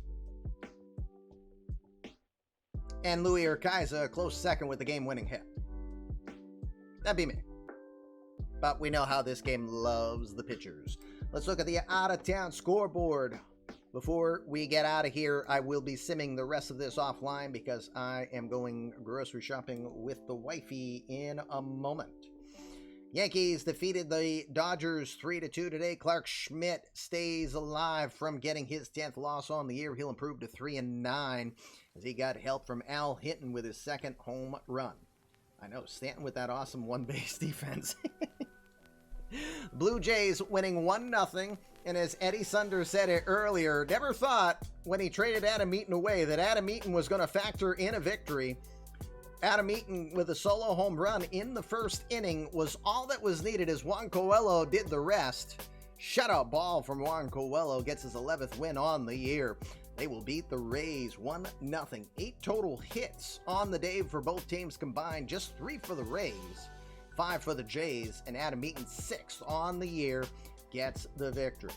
Tigers will defeat the Twins 8-3. Chuck Norris roundhouse kicks that ball into the bleachers for his 1st career home run. Nate Pearson will get the victory in relief, unless he was a starter. No, he was not a starter in that one, but he will get the win going an inning and a 3rd in that one. Orioles will defeat the Red Sox to extend their lead in the American League East 9-3. Zach Lothar gets his 10th win on the year. 2 home runs from potential American League batting champion Alex Verdugo. Not sure that's legal. Think he needs a bat? Yeah, he probably does. But we still got to do that with it because it's Chuck Norris. But Ryan McKenna and Ray Ornelas with home runs as well. The Orioles will defeat the Red Sox 9-3 and now have a 6-game lead over the Red Sox. Royals will defeat the Athletics 5-1. Kyle Hendricks will get his 10th win on the year. Clay Holmes, $900,000, gets you 34 saves and a 2.56 ERA. Nice work with that, Minerva, this year. I know you're struggling with whether or not to extend him. I won't break confidentiality on your situation with him, but that is well spent money this year. Royals win 5-1 over the Athletics. White Sox will also win 3-1. Denny Martinez will get the victory. He's 11-8 as he beats the sidearm slinger Nick Sandlin. Sandlin falling to 2-3. Adley Rutschman helping with the win as he gets his 16th home run on the year. Astros will defeat the Rangers 3-1. A Martin won, a Martin loss. It was Corbin Martin getting the victory 11-11. Brett Martin will fall to 14-10. The season officially ends next Sunday. If that's what you mean. Or are you talking about when the year ends, when free agents file, which will be in November? If that helps you. The Angels will win 6-4. Mike Trout getting 2 home runs in that one. Double checking something real quick with regards to Trout. 535 career home runs now for Trout after the 2 that he hit in this one. That will pass Jimmy Fox for 20th all-time. Mike Trout now 20th all-time in the majors, in our universe, that is, 1 behind Mickey Mantle. Phillies will defeat the Pirates 4-1. So that's not what the Nationals or Mets wanted. The Phillies will win 4-1 with Alex Claudio getting his 6th win on the year. Will Smith, 47 saves. I think he is going to win this season. Nationals will defeat the Mets 13-9. They will hold serve against the Phillies being 3 games back. Mets will fall to 4 games back. Again, Phillies prime opportunity for them to try to extend their lead as the Mets and Nationals fight against each other. Scooter Gennett had 2 home runs in that one. Brewers defeating the Reds 14-3. Hunter Cope will defeat Hunter Green. Cope's 7th win on the year. Hunter Green will fall to 10-15. 2 home runs each for Cal Raleigh and Darius D-Mac McKenzie. Hey, Danny.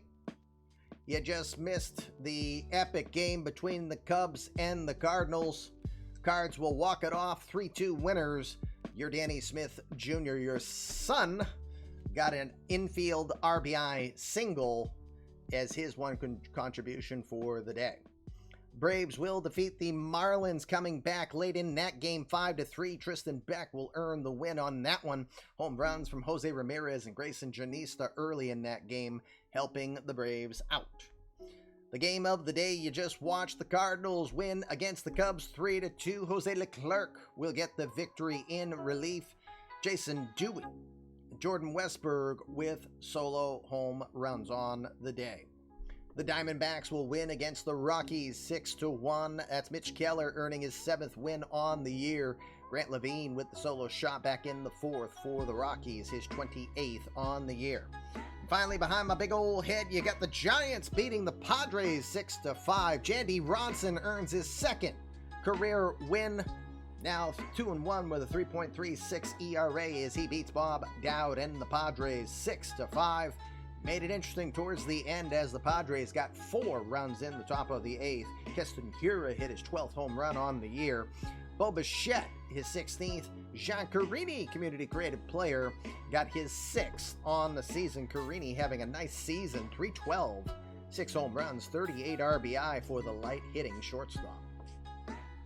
All right, we are going to hit the play button, see if we can get some injury updates. Quick bearded check. I don't want to run over my boy. Where is he? Where is he? He's hiding somewhere. Probably splat now. Chilling. Nope, I don't see him anywhere. All right, let's check the injury logs. All right, so Aguilera has back spasms. He's day-to-day, expected to last a week. Tanner Burns, we don't know the extent of it yet. Rizzo had back tightness. It only affected him for the rest of the day. He should be good to go for the rest of the week. Cal Raleigh has kidney stones. Oh my goodness, that is painful, having had him last year. Dear God, I need more than 4 days for that. Eesh. Needed like 3 weeks to recover from that stuff. Here's your standings as we come into the rest of the week. So remember, that was just day 1. There are 6 more days I'm going to be simming offline. So if you are curious on how this playoff development's going and you are not in our Discord yet, join us in the Fluffy Kitty Ninja Discord. The Stats Plus will fully update everybody on how things are going. You'll be able to see the scores as they develop and be notified on everything, and you'll get to hear all the banter between the members of the league. We're a strong community. It's a pretty positive server to be in. We encourage you to join us there, especially if you've got that ball of yarn next to your name and you don't have a player in this universe. Join us because you have been invited to create a player. As you watched Danny Smith Jr. earlier, Dominic Aguilera earlier, Steve Randolph's Major League debut earlier, Ken Herbeck Jr. Those were all community creative players. You will have your chance to shine, but you will be featured in our draft next July, which is about 3 to 4 months from now. Gives you plenty of time to work on your player. Here is the playoff picture before we advance and do those remaining 6 days. It will again be done offline here. Orioles winning their game will extend their lead as both the Sox and Rays lost. Again, Orioles are taking on the Red Sox for 2 more, and then the Orioles will play the Rays, so they are truly masters of their own destiny here, now being given a 100% chance to make the playoffs. They are 6 games ahead of the Red Sox, 9 on the Rays. In the Central, Tigers hold serve as everybody won on that day, 5.5 ahead of the Royals, 6.5 still on the White Sox. White Sox chances are extremely slim. In the West, the Angels won, the Rangers lost. So it's a 1-game difference in that one. Astros won. They've won 8 of their last 10, so they still have a chance here in the wild card. Rangers have home field advantage in the wild card playoff. Red Sox would be their opponent currently. Rays are 3 back. Astros, having won that one, are now 3.5 back. So everybody in the bottom 3 of this 6 order gained 1 spot. So the Royals 6.5 back here in the wild card. White Sox 7.5 back. In the National League East, Phillies won, Nats won against the Mets, so the Mets will be the ones to fall back to 4 games back in the division. Nats remain 3 back. Phillies with 3 more against the Pirates to try to hold serve. The Nats and Mets will beat up on each other for 2 more games. Cardinals, you just saw, winning a walk-off, which pushes the Cubs down to 3rd place, as they are now 2 games back.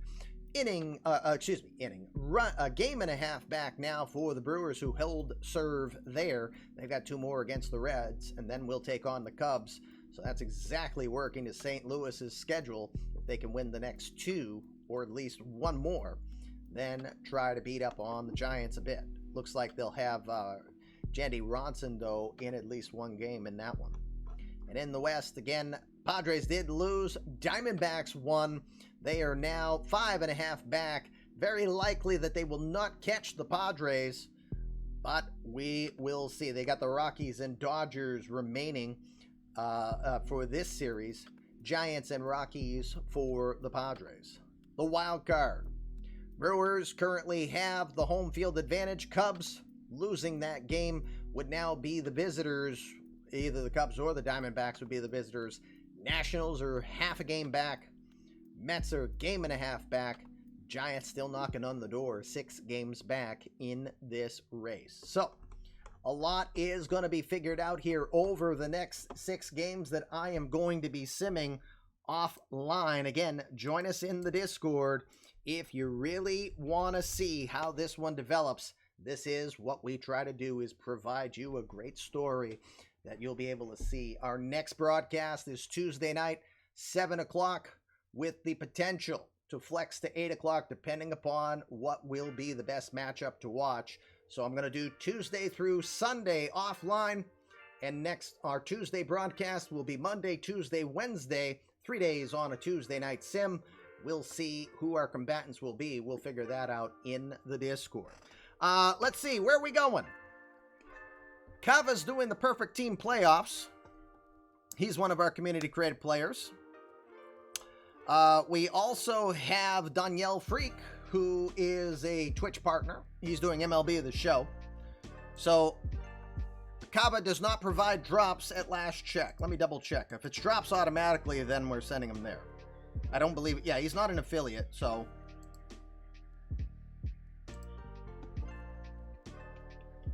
Hold on a sec. I'm just checking on Danielle Freak to see how far he is in. Drops are enabled over at Danielle's stream for MLB The Show. So if you play MLB The Show, you can get drops there. You cannot get drops over at Kava's stream. And I'm pretty sure no one is scheduled to go on right now unless I'm missing something. Yeah, I don't believe anyone is going to be on.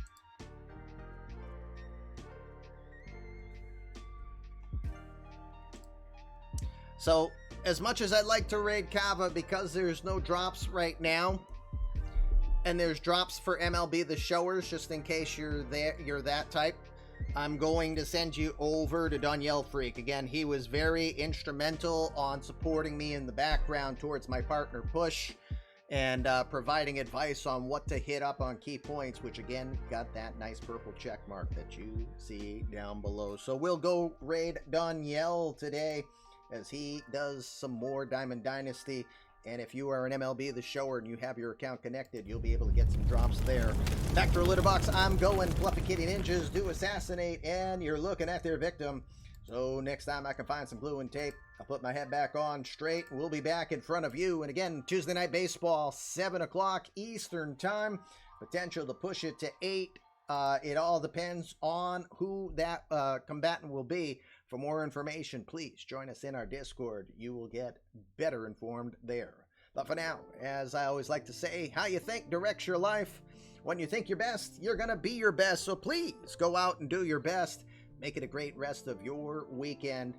And if you like gardening, maybe I'll post some of my pictures of what my garden looks like now on my thing. And don't forget the Discord, not just the Discord, but the YouTube channel where our exclusive podcast, 2 exclusive podcasts are there. That one doesn't cost you a dime. Over to Danielle we go. We'll see you soon. See you Tuesday. We hope. Peace. You jackass!